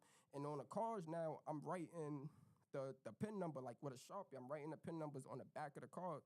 So I think I just grabbed like 3. I grabbed 3 real quick, boom. Run to the ATM, put the card in, put the PIN number in, through the rope, 500, withdraw. It comes out. I remember it was a Chase. That was the closest bank to my house. And Chase, how they machine is, like, and it's so crazy. Like, this was a very exciting moment for me, like a unforgettable moment. Like, I could remember the ATM door opening, like it slides back, and then the cash just sitting right there, and you just grab the cash out of it, and then the slot closed. So that was just amazing. I'm like, yes. In my head, I'm like, finally, all of this paid off. I found it. This is how I'm going to do it. I'm just going to keep doing this. At that very moment, that was my thought process. So I push the card in again, 500 come out again, boom. Oh my gosh, put it in again, 500, decline. That's weird. Put the next card in, 500. This one did like 500 one time, decline. Next one did 500 twice, decline. And I'm like, cool. I'm cool with that. But in my head, I'm like, why is it declining? Every time I take the money out, I look at the receipt to see the remaining balance. It's like 20,000, 30,000. So I'm like, it's declining. So I'm like, I'm going to go try to swipe it. Next day, I get dressed, run to a couple of stores, my local stores, swiping it. It's not swiping. The card is really declined. Like, I guess I declined the card. Like I got the card shut off. So boom. So, so I grab the rest of the cards, like not knowing any better. I do the same thing for like the other 15, 20 cards. I do the same thing, take the money, boop, boop, boop, go home. And I give her the box again. But I'm like, this time, the next set of numbers I get, I gotta do something different. I can't keep doing this knowing that it's 30, 50,000. I even had a call with 80,000 on it. So I'm like, I gotta find a better way. In my head, I'm trying to be greedy. I didn't know no better. I'm trying to get the whole balance off. So I remember I had a friend at the time. He was doing a check scam. And the check scam is a little different from the credit card scam, but he was doing the check scam. And I was talking to him about it one day, and he was like, bro, like, why don't you just get money orders? Like, when I put my checks on my card or whatever, and once the check clear, I usually don't go to the ATM, or I go to the ATM and take the ATM withdrawal balance. And if you try to exceed that, it's going to cut the card off. So he explained that to me a little bit more. He was like, I usually go to the post office and get money orders, but I couldn't tell you that before because you didn't have the PIN numbers. But now that you got the PIN number, that's perfect. You can get the money out. So I said, cool. So I ran with that, picked the box up, same process, print the cards out, write the PIN number on the back, and I went to the post office. So I remember the first time, I'm like, I get to the post office, and I remember talking to the lady, and I was like, what's the highest amount I'm able to get on a single money order, on a single transaction? She was like, well, you can get, the most you could put on one money order is 1,000, but you can get as much money orders as you want in one transaction. So basically, if you want me to explain that, you get 10 money orders. You right. Get 12 money orders for 1,000 apiece. For 1,000 apiece, and it could just be one transaction. She don't got to ring it up one by one. So something that used to terrify me in my business was doing my finances. So now I use Xero. It generates a lot of reports that help me make sound decisions. When I think I'm slow, I can look at Xero, and Xero's like, no, you're still doing good. That is really good. Y'all, I am so excited. This is a big day. Drip Drop is letting me taste the Zero Sugar Plus. Shake it up. It smells like it's giving citrusy. Wait, y'all, that's really good. Very drinkable. That's fantastic. I'm not gonna lie. They did a good job on this. But in my head, I'm thinking I still don't want to jump the gun. I don't want to make too high transactions. So I was just like, can I get a money order for 1,000 just to see? First time, she rings up the money order, prints it out, print the money order, swipe the card, because at the time they didn't have the chips yet. Swipe the card, put the PIN number in, and it goes, transaction approved. So I said, can I get another one? She looked at me a little weird. She was just like, why you just didn't tell me the first time? I'm like, oh, I don't know. My bank might have certain restrictions. This is how I got to do it. So she goes ahead. She rings up another one. Boom. And it goes through. So I tell her, ring up another one. So she's just like, all right, I'm just going to have to verify your ID just to make sure this and that. I got a little nervous, but at the same time, I'm still using my TD cards at the time. I wasn't actually printing the cards at this time.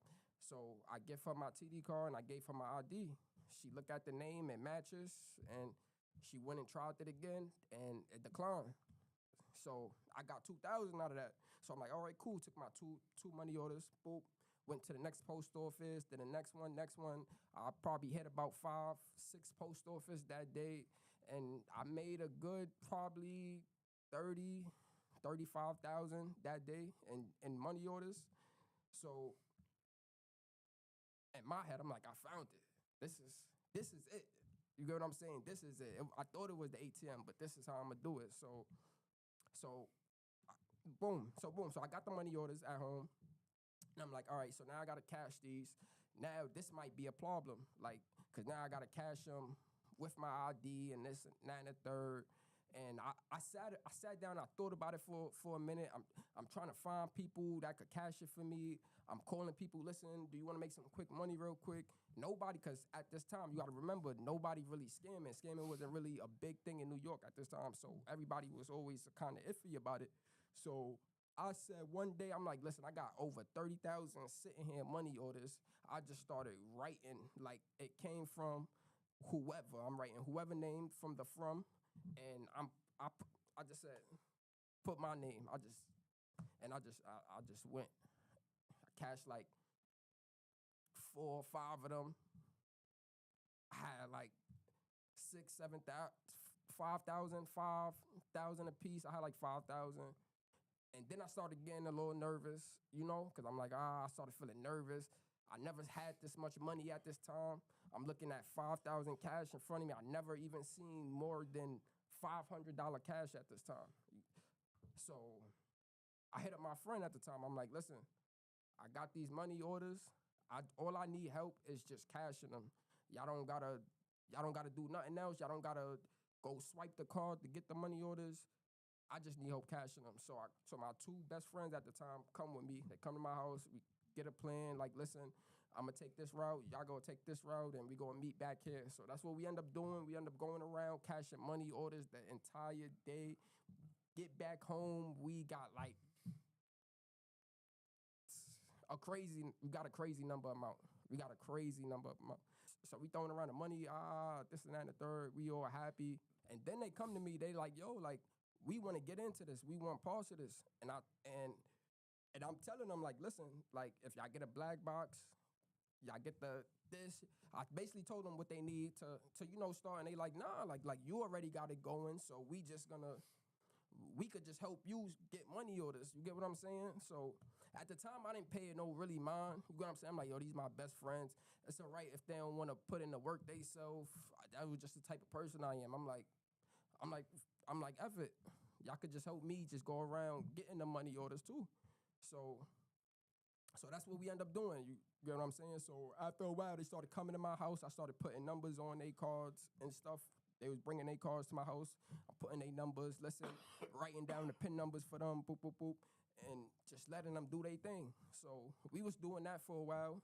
We ran that up for like a couple of months until the person working at the store where I was getting the numbers from came to me one day like, listen, like, I'm getting the PIN numbers now. It's been some time, and you not really giving me no money. You giving me chump change. You giving me $200-300, and I'm getting like 15 PIN numbers a day. Like it's no way. Like even if you was getting $100 a card, I should see something. You get what I'm saying? It made sense, but in my head, I'm like, dang, I gotta help my friends. I gotta give them money. So if it was just me, I could have gave her 5,000-10,000 a trip. You get what I'm saying? But not knowing no better, I felt like it was just a bad decision. I regret it every day. Now that I do know better and I understand business, how it's supposed to go. I regret that. But yeah, she ended up stopping. I remember I just brought my first car at the time too. I just financed it, and I just made my first payment. And soon as I think it's like the next day, I think I paid my first monthly payment, and the next day, that's when she hit me with the news. She's out. She don't want no parts of this no more. She felt used. I'm not mad at her. I would too. You get what I'm saying? So I'm like, F it. I gotta find a new way to make money now, because she don't want to do this. But in my head, I'm thinking, all right, I'm just gonna find somebody else. She go get the PIN numbers and this and that and the third. It didn't work like that. You get what I'm saying? I found somebody else working in a restaurant, gave it to her. She getting numbers, get it back. I got numbers. I'm going shopping, getting iPads, iPhones. regular credit card scamming. And then I gave it like a week or two. I come back, I talk to, I'm like, listen, I got this idea. We can get people PIN numbers, this and that and the third. You just gotta watch them type their PIN number in. Once you see them, they type their PIN number in, the card that they gave you, look at the last four and write that down on a piece of paper along with the PIN number that you seen them type in, so I know which cards to go for. Explained it to her same way I explained it to the other girl, and she was just confused. She was just like, listen, first of all, that's not possible because now we got new systems. This it been like a year now.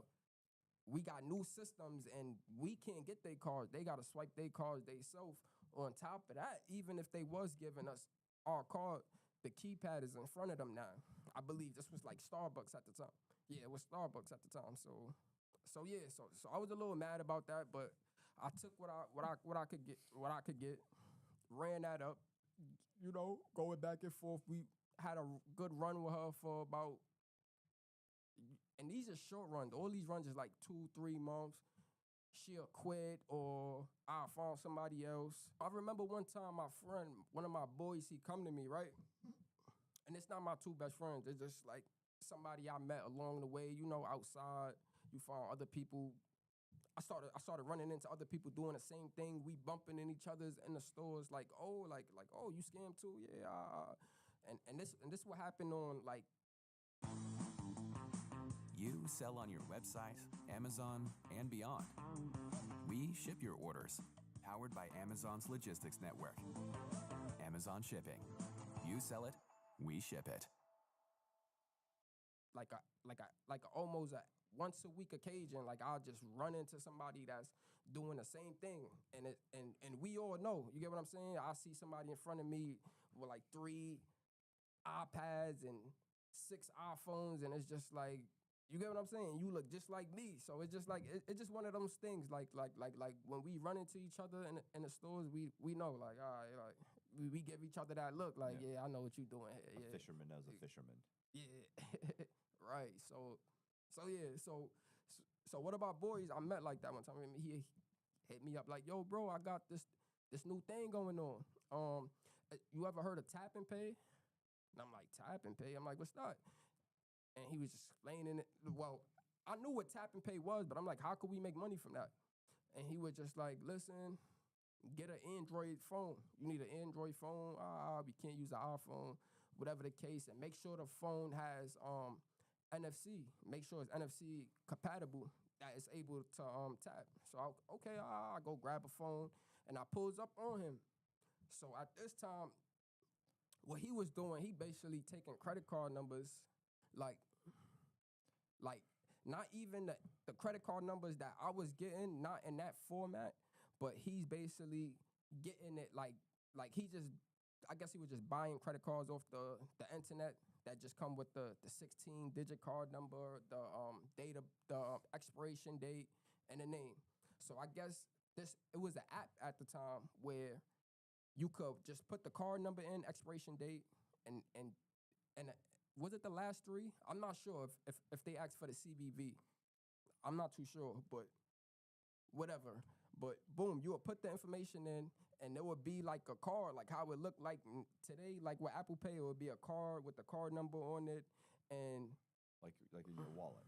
Yeah, and you would be able to tap it. So I'm like, so it was new to me. You get what I'm saying? I seen him do it. He put a couple on his phone, put a couple on my phone, and we go out. We shoots out. So I'm like, yo, let's go to Target. Let's go to Toys R Us. Let's go to my spots that I'm comfortable with. This.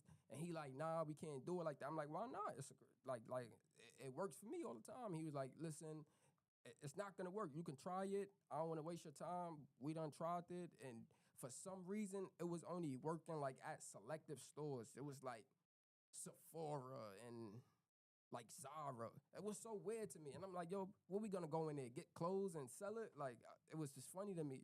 And he was like, no, we gonna go get the gift cards and we gonna get 70% for whatever we get. And I'm like, all right, sound cool. I'm like, you got somebody you can sell them to? Yeah, the Diamond District. I'm like, oh yeah, all right, cool.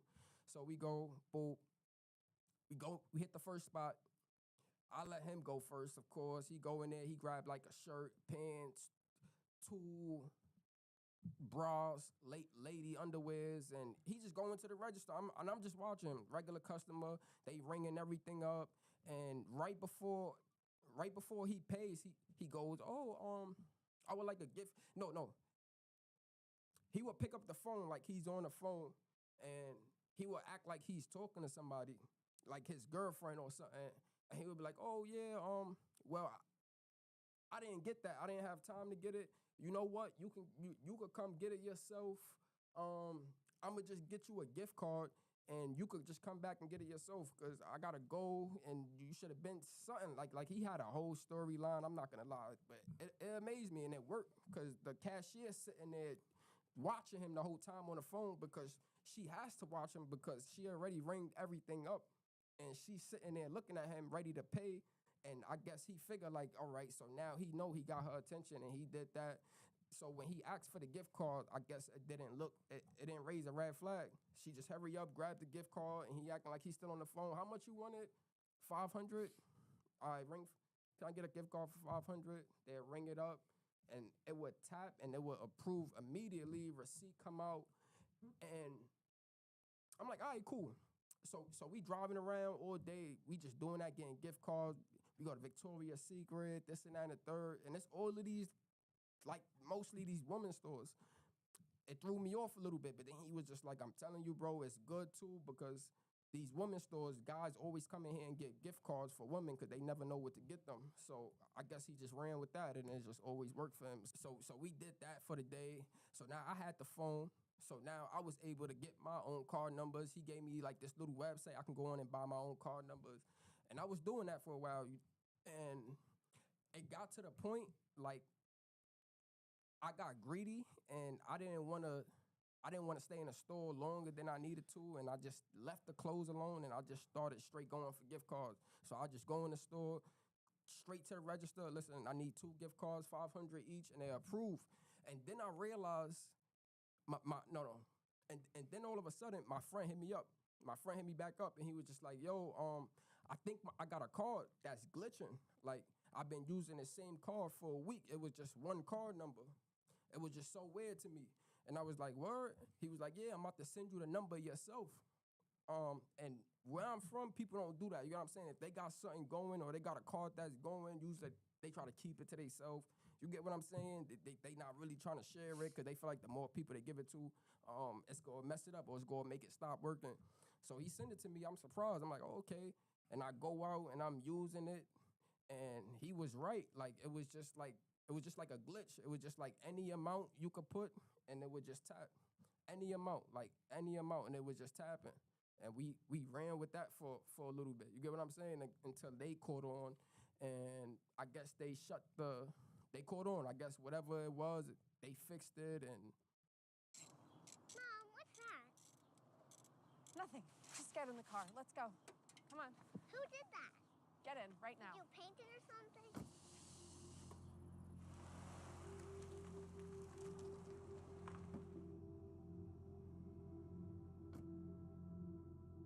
Hi, Mr. Toady.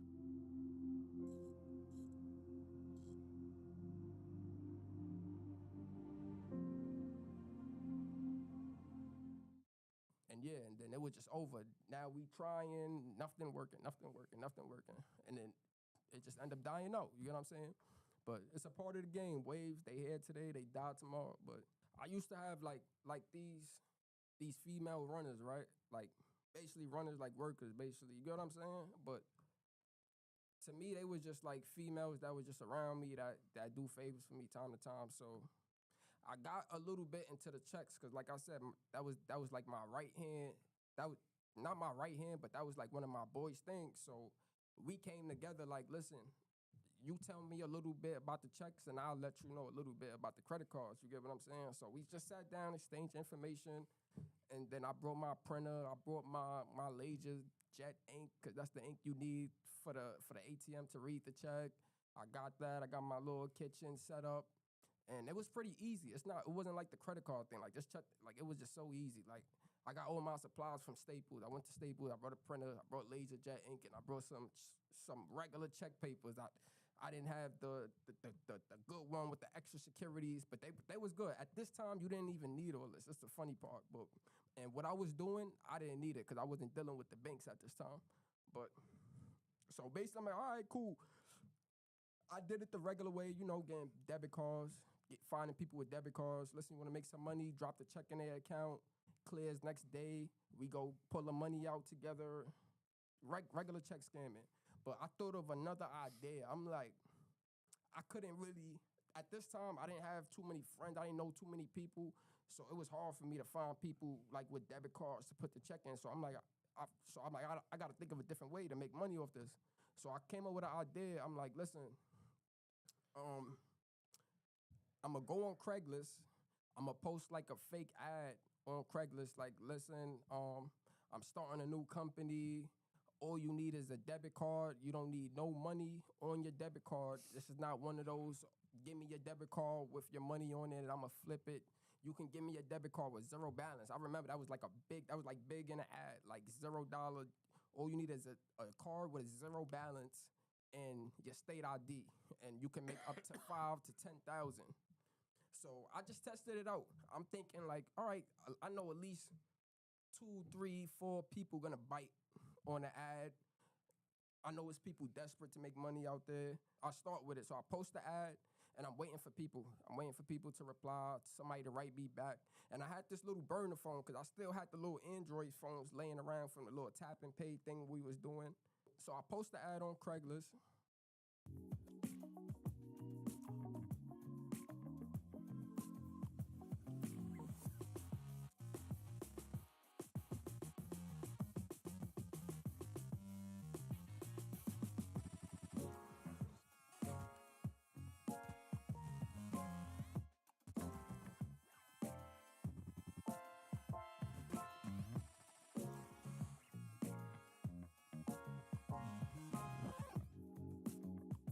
I wait to see what happened. And first day, it was nothing. I think I posted like around 3 p.m. So it was midday, nothing, no response. I wakes up the next morning. I believe I had like 20, 25 like responses. Like people like, oh, hey, I'm interested, this and that and the third. And it's people that's from like states like close to ours, like New Jersey is probably like an hour from New York City. Upstate New York, and you know people from around New York City. So I'm writing and I'm like, cool. So this is my first time doing it. So I'm just freestyling as I go. I'm like, all right, listen, this how we work. I got this business, this and that and the third. I got these checks. I'm running a multi-million-dollar business and this and that and the third, and I got these funds and they here, like it's available. I just need somebody just to help me move it from one place to another. And in my head, I'm like, this shit sounds sketchy as fuck. Like nobody's going for this. You get what I'm saying? But I guess these people, they already know like it's something fishy. Like I guess in their minds, because when I started meeting them, it was to the point like, not me personally, like when my assistant was meeting them, it was to the point. It's just like, yeah, like he was. Like it's like he knew what was going on. He know this is not legit. You get what I'm saying? And I'm like, okay, like. But they're gonna make $2,000.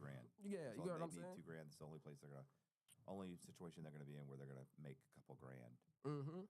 Yeah. So they ain't care. So I remember the first one I tried it out. They wrote back. I'm like, listen, I got this person on the phone. He just got to the city. I made the check. I took a picture of it because I told him to send his name and stuff.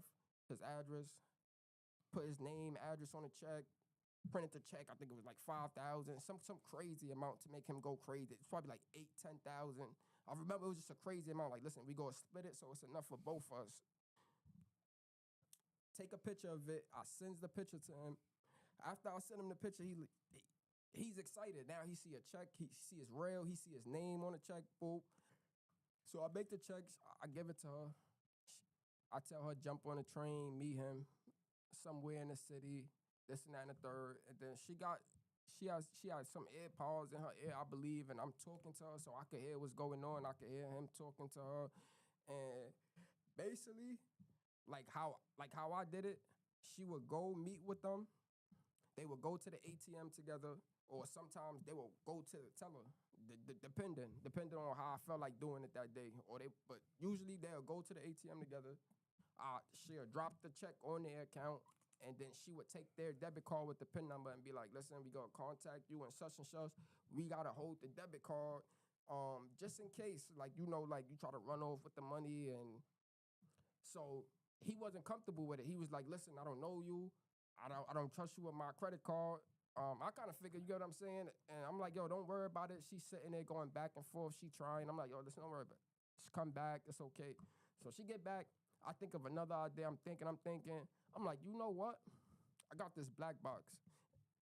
Next time you go out, I'm going to give you this black box. After you make sure you the one that's putting the check in the ATM and give him back his card. But right before you give it back, just swipe the card on that black box. And we don't got to worry about them no more."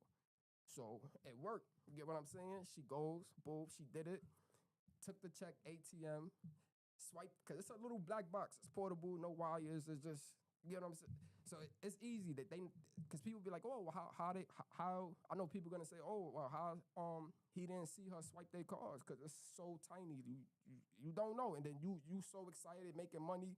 If he's standing behind her, he could see the screen to see what she's doing on the screen, but he's not even his mind thinking. Because at the end of the day, he's like, "I'm gonna get my card back." At the end of the day, he's not thinking about her swiping a card on some other device. He focused on the check. You get what I'm saying, and getting his card back at the end of the transaction. So, and she's got the PIN number. And she got the PIN number because you need the PIN number to make a deposit. Yeah. So it worked out, and we ran with that for like 3-4 months, and it was just amazing. Like, I had people coming down from out of state, from Boston, all types of. Now my ads look better. Now I'm paying to. I'm running ads for this, and it was just crazy. Like in my mind the whole time I'm thinking like. Trident Vibes, a soft gum with a juicy experience. It's a vibe. At Wayfair, delivery and setup can be as easy as, well, doing nothing. Room of choice delivery and fast expert setup. That was fast. Wayfair, every style, every home. They gonna come for me, like, or they not gonna approve my ad, because you know your ads gotta go under review first, and after they review it, and they accept it. They accepted my ad, even though it looked funny. All you need is a debit card ID, but. Did you ever have anyone that's just like, "How does this work? What is this job?" Like, that's just of course really is like just dumb, and they think it's legit. I think I was gonna say, I think they know it's not legit. Yeah. That's what you're saying. Most of the people did. But did you ever have anyone that was like showed up and thought it was legit? But was trying to figure it out, like, I don't understand what's happening. Or were they all just pretty much? I did have some people that questioned it, but like this when I started learning, because in my head, like, I'm like, because I had to understand, like, it's different type of people in this world. Like I would never think like anybody would just be like, "All right, this is legit. It's nothing. I don't see anything wrong with it." Like, in my mind, I'm like, I know it's not. I'm not gonna run into anybody like that. But that's when I started learning, like, it's people in this world that they just green, like they just don't know any better. And it did look legit. Like, and she didn't have any problems. Like at some points, like I was just sitting there, like, wow, like they didn't ask you no questions. They was like, nah. They was just like they ready to make money. They was like they got their friends that's ready to do it. If this works out for them. And are you paying these people their half? Nah, because you gotta think about it. We got the car, we got the money. Yeah. You get what I'm saying? So at that point, I ain't even need them. And I had somebody making IDs for me at the time.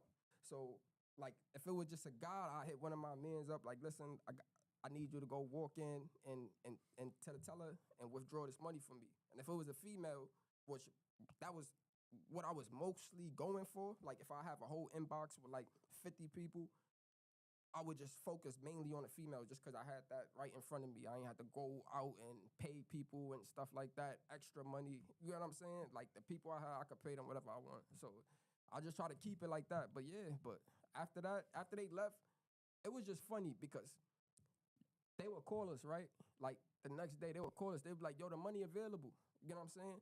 And I'd be like, yo, go to the city. Like we're about to go meet because they don't know we got the car. So in our head it's just like we gotta trust them. They could just go run, take the money out. So it been times like where she's walking in the bank, the money is there, and she get to the teller and be like, I want to withdraw 5,000 from my account, and they'd be like, there's nothing here. It was just a withdrawal made like 3-4 minutes ago.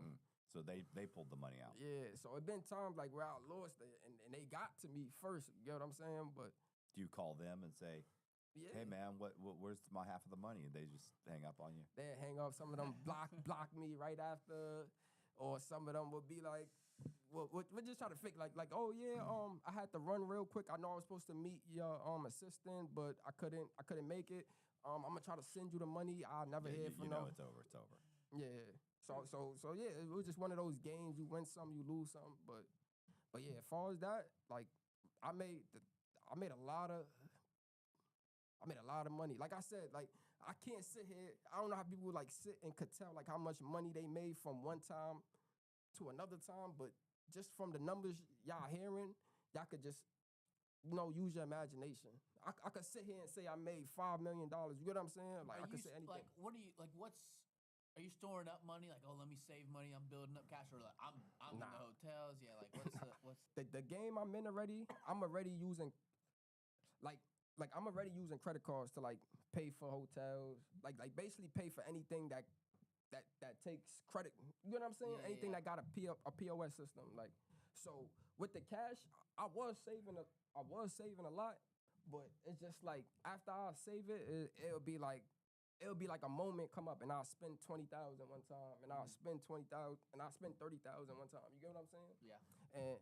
And plus I'm going out every night. We hitting up bars.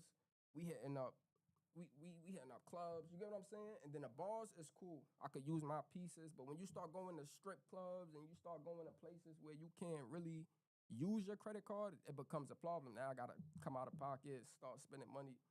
But yeah, for the most part, I was definitely like maintaining. You get what I'm saying? Like, but trying to save, like I didn't have a goal. I'm I'm trying to get to right here. Cause like I said, like I didn't have anybody around me at the time. I didn't have no financial advisors. You get what I'm saying? I didn't have nobody to really tell me like listen, do this with your Might want money. to put some of this aside. Yeah, like I didn't nobody. I never nothing about financial anything, financial literacy, whatever you call it. Nobody never told me. So like anything. So how does this whole thing fall apart? I'm here to talk to real parents about the dangers of coin lithium batteries. Can I talk to you guys for a second? Absolutely, yeah. Did you know that if swallowed, a coin lithium battery can cause life-threatening internal burns? What? I had no idea. Oh, I didn't know that. Didn't know that. That's really scary. If there was a battery that could prevent ingestion burns, would you choose it? Absolutely. It just died out after a while. Like they caught on Craigslist. It started with them like keep taking my ads down, and then my ads that I was running, that got shut down and that got put under review. So I just seen it collapsing. And then I tried to go on like other website and reciprocate it, and I don't know. Like I don't know. I felt like it just died out slowly. Like slowly and slowly people started catching on. Whatever the case may it is, or it could have been I just jumped to something else and then I just left that alone. Like, all right, I'm doing something better right now. I'm just come back to this, or I'm gonna do this when I need to. You get what I'm saying? Because that was a time like I didn't have anything going at the time, so I'm like, let me think of something. Because I still got the pieces, I'm still got the cards, I'm still getting little phones here. But even anybody know part of the game, sometimes you swipe, it improves. Sometimes you swipe, you get nothing. You get what I'm saying? So, and then you got to think about the stores they catching on. I'm limited. I wasn't going out too far, so it's just like, dang, I didn't hit all of these stores like 5 times a piece. So you get what I'm saying? That's why I'm like, I'm gonna deal with the checks. I did that for a little. The credit card thing cooled off, so I'm like jump back onto that. So I'm just everywhere at this place. You get what I'm saying? I'm just credit card one day. This day I got the check. I got this scheduled for Tuesday. I'm gonna go do the checks here. Do you guys ever get caught, like you or the girls, like get caught swiping the card on the box at all? I'm not gonna lie, and I always said this.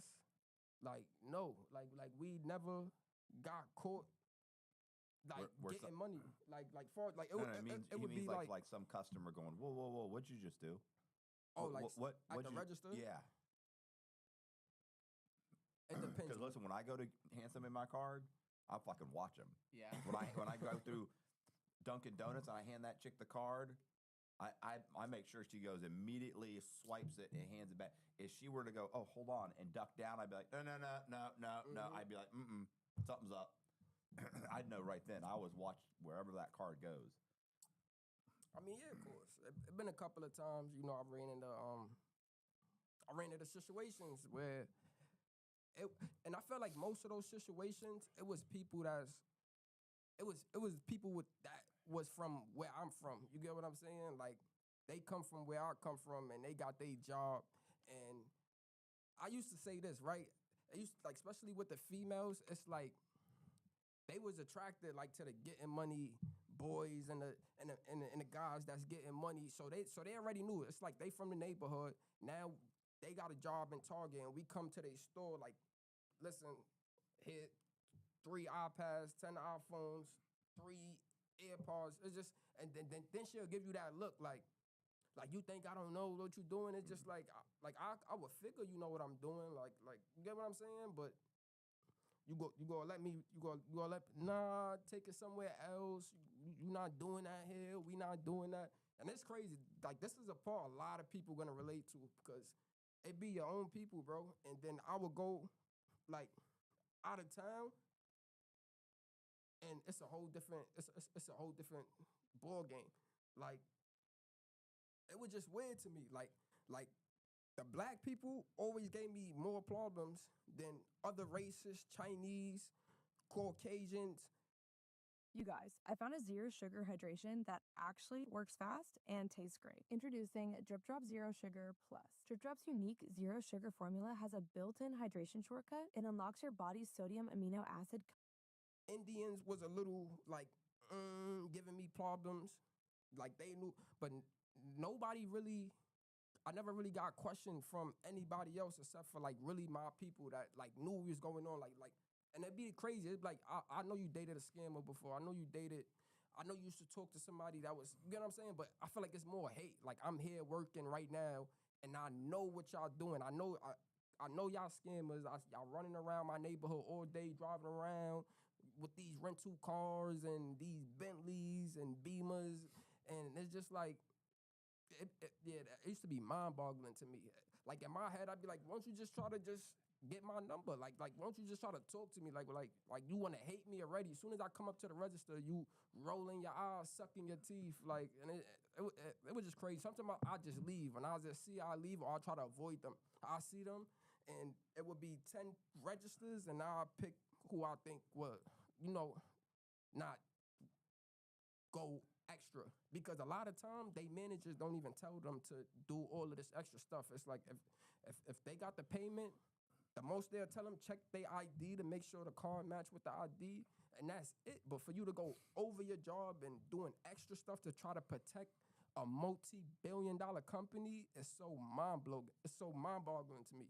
And you not getting no rewards for this. They not giving you nothing for catching me. I understand at least it's like, all right, I gotta feed my family, and if I could stop this from happening, I'm gonna get paid for this, or like I'm gonna get an extra bonus at the end of the week. I could understand. I won't agree with it. I won't like it, but at least it makes sense. But it's just like you doing this for no reason. You're not gonna get fired because you did everything you had to do. Mm-hmm. You get what I'm saying? But so when do you get caught? So like, I mean, when does this whole thing kind of wrap up and you end up, going to jail or getting caught, probation? Because I'm sick as a fucking dog right now. I got you. But yeah, so I was at Dave & Buster's one day. One of my female friends, we in there going crazy, boop, boop, boop, swiping, getting tokens and stuff, drink. And security, they come running out of nowhere. I guess I go get a shot of some alcohol at the bar. The receipt come up. I guess the lady, she looked at the card and the receipt. The last 4 numbers on the card wasn't matching, so she got security. They chased us out of there. They tackled me at the door. I end up getting locked up for that. They gave me 5-year probation for that, fighting it, but whatever the case may be. Come home, back to my credit card stuff. After that, so one day I'm driving with my female friend, and a paddy wagon gets behind us. It's like the police vans, the 16-passenger van. So I'm just like, oh, they not gonna catch me. I'm out of here. They chase me around the whole Bed-Stuy, Brooklyn. They going crazy. I end up hitting a one-way, and they caught me, So it was over after that. They locked me up for that. I had the 5-year probation already. They hit me with a Class A misdemeanor for reckless endangerment, fleeing a police officer in a motor vehicle. So came home from that. So now I'm on 2 probation, a 5-year and a 3-year. And they didn't throw you in jail. You were already on probation. They didn't throw you in jail. This New York for you. Okay. this New York. Now you're on double secret probation. You know what I'm saying? So they basically just took the 3 years and just merged it with the 5. So they just basically like, you got to do 5, but you have 2 open cases that you on probation for. Okay. It's a setup. You get what I'm saying? They setting you up because they know what you're doing. They see what you're getting locked up for, and they just waiting. So I guess that was their little trick because it worked at the end for them. So they let me back out, you get what I'm saying? I started messing with the rental cars, going to the airports, pulling out luxury vehicles, renting them out to people in the neighborhood. So I'm renting it from them with people credit cards. Then I'm taking them back to my neighborhood and re-renting them to people. Ran with that for a while. One day I go to pick up a Audi A4 at JFK Airport, and they was ready, you get what I'm saying? Give them my information. Lady looking at me crazy. She kind of told me, like, she gave me the eye, like, get up out of here. I didn't catch it and realize what she was saying because I wanted the car so bad. I had somebody waiting for it already. And, Port Authorities, that's the police that work in the airport. They come running in, lock me up. And so I got the 2 cases I'm on probation for. Then I get caught for this. So in my head, I'm like, all right, I know probation go at least put a hold on me, at least, because this is what they always do. I know they always do this. I get there. Think this new? Estate sale on eBay. It's real. Guaranteed authentic. The Cartier too? And the Tiffany. The whole collection is from eBay. Find what you love, sell what you don't. I kind of feel naked. I get to the court. I go in front of the probation thing. They like, we're gonna wait and see what happened with your case first, and before we sentence you or put a hold on you. So I said, all right, cool. So I bailed out again from that case, and not even a week later, I was with my boy, and because they took my car at the time, so my boy picked me up to go pick up one of my black boxes. I had a black box in some restaurant in Manhattan, so I go pick that up. And on our way there, I picked it up. On our way back, we got pulled over by the cops. And now that's my 4th time. And I only been out for a week. I only been out for a week. Because I was sitting for like 2 months. When I got caught for the rental, I was sitting there for like 2 months. And after, I was sitting in there for 2 months. And then I bailed out from that. So now I'm out on 3 cases. And then I caught the black box case. So when I was driving my friend's car on our way back from picking up the black box, they pulled us over, and then that's when I had to really sit down. Like, that's when I sat down. Now I got the black box case that they just caught me for anybody who missed it. And then I got the airport thing. That was the case right before that. And the 2 probation from the Dave & Buster's and from running from the cops. So that's 1, 2, 3, 4. That's like 5 cases right there. So I'm fighting those cases. I'm going to court. It's so crazy because different buses every morning. They go to Manhattan court, Brooklyn court, Queens court. So every other week, I'm on every line. Like, we line up all together. So every week, I'm just on a different line. I'm just getting on a different bus going to this thing. And Nassau came, rearrest me. That's Long Island. Long Island is Nassau County. They come rearrest me I was out on bail for Nassau already. So I had to go handle the case over there because I was swiping dogs and selling them, exotic dogs and stuff in Long Island, selling them. So I forgot I was out on bail for that case as well. So that was actually 6. So yeah, that was one of the cases I had to go back because Long Island is basically in New York. So yeah, I was fighting all these cases. And on top of that, I think it was Hertz came and they rearrested me because they were doing an investigation the whole time. So they came back and rearrested me with more vehicles that I was pulling out before. And the automotive detective, the car detective that work in the automotive, that work with cars, vehicles, they came, talked to me, listen, I got a deal for you. I don't know about your other cases, but for this case, if you could at least get us all the cars or tell us where they at, or if we can make phone calls, we don't want to lock anybody else up. Listen, if we can get all our cars back, Hertz said they don't want to press charges, whatever the case may be. So long story short, I got somebody to come up on a visit floor, like, listen, this car's here, call this person, go in my phone, and I got everybody name who got cars right now, saved in my notes, and and he did his thing. He found a couple of cars for me. I think it was like 1-2 cars left out, and it was good. I went back to court. The detective was happy, and yeah, so I was just fighting all those cases. So I believe that was like 6. Whoever was keeping count, that's like what 6, 7 cases. I'm just in there fighting. My mindset is crazy at this time. I'm just like, you could just imagine. In my head, I'm like, I'm never coming home. Like, I don't even understand how I'm fighting like 6, 7 cases, but I guess this is they setup, because if they would have sentenced me right from the first case, I would have just did that time and went home. But I guess this they system. This is the way it's designed, because anywhere else, I believe, like out of New York around that time, like even running from the cops, and stuff. I believe like those is felonies out here, right? If I'm not mistaken. Yeah, you would have gone to jail for sure. Like from like my first 3 crimes, you get what I'm saying? I don't believe they would have kept like, because I caught a crime in Virginia. You get what I'm saying? So I understand like the difference. Like they a little bit more lenient in New York City compared to out of New York City. But yeah, so I had to get a lawyer. Good thing I did have a good amount of money put away. I got one of the best lawyers in New York, and we was just fighting. Like, I'm talking about every week, court. And then that lawyer done made over 100,000 off me because he took every one of my cases. And I shout, his name is Daniel Garcia. I love you, bro. To this day, he got me 2 years, 2 to 4 years. I'm gonna get a Prototype. The hardest thing is to get started. It's the ideas and the choice of which ones to flush out that I think are very human disciplines. We have started to deal with computers in higher and higher levels of abstraction. Just push a button. Rapid prototyping allows you to identify what's important. Basically, and my first offer was 7 years, but he got it down to 2 years, 2 to 4 years. Basically, it's a split bid. You could do 2 years and do the other 2 on parole. But if you in there getting in trouble, that's why they put the 4 year on the back. They'll be like, all right, we'll just take your good time, because you really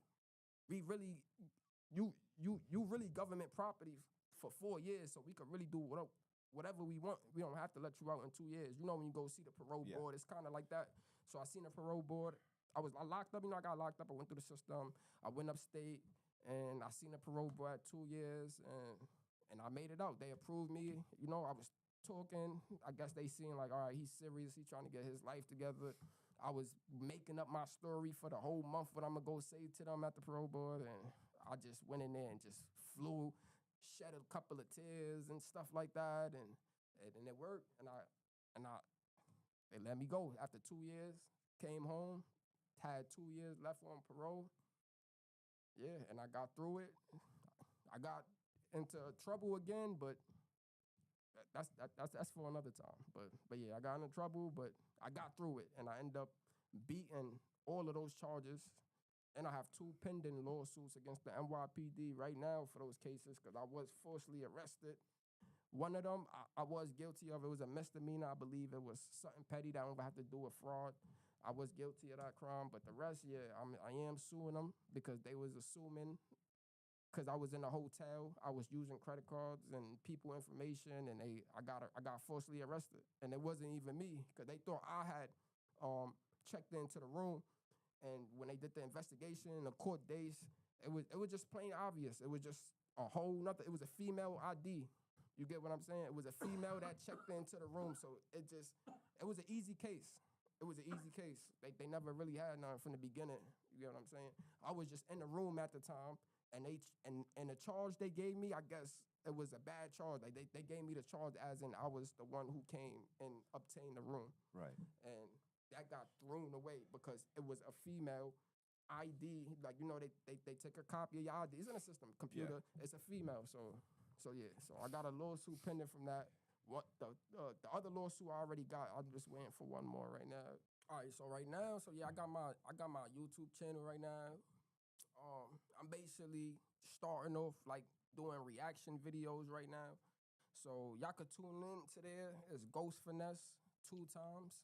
That's basically my name. I'm going on all my platforms. So that's any platform, Twitter, X, TikTok, Instagram, Facebook, whatever social media I have. But yeah, I am posting videos on YouTube, reacting to people basically getting arrested for checks fraud, for credit card, anything dealing with fraud. In the bank, and they come in, they're like, hey, they just told me that you're trying to pass a check. What? No, see, what happened is... Right, and I'll probably pause the video we've done a few explain. Of those. Yeah. Oh, that's cool, yeah. But especially what I'm doing like right now, just to start off, I just want to start somewhere, because I was constipating, like, what should I do for... I'm like, you know what, let me just start. Let me just put something out on the page, and then I'll just keep going from there. But I'll stop, give them content, like, this is what you shouldn't do. This is why. You get what I'm saying? So I'll just break everything down so they just not watching a body cam video. Are you kind of saying, like, this is what I think this person was doing also? And like, because it would be times, like, right? Like, they'll be doing something and the cop know what's going on and the bank telling know what's going on, but it's not really explained. Yeah, it's not explained. And then the person they're interviewing is trying to spin it.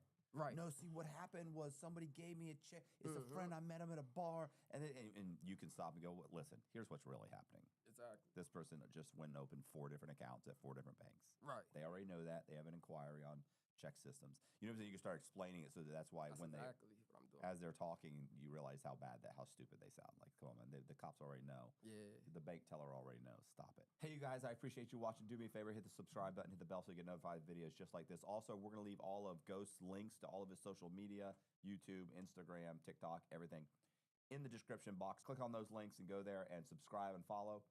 Once again, thanks a lot for watching the video. Please consider joining our Patreon. And if you're interested in being a guest, please go to our website and you can go to the Be a Guest page. You can fill out a form, leave a short video, and we will get right back to you. Thank you very much. See ya. Wawa has tacos now? Ooh, tacos! It smells so good. Fabulous. That's like a legit taco. Yeah, I'm gonna be coming back for these.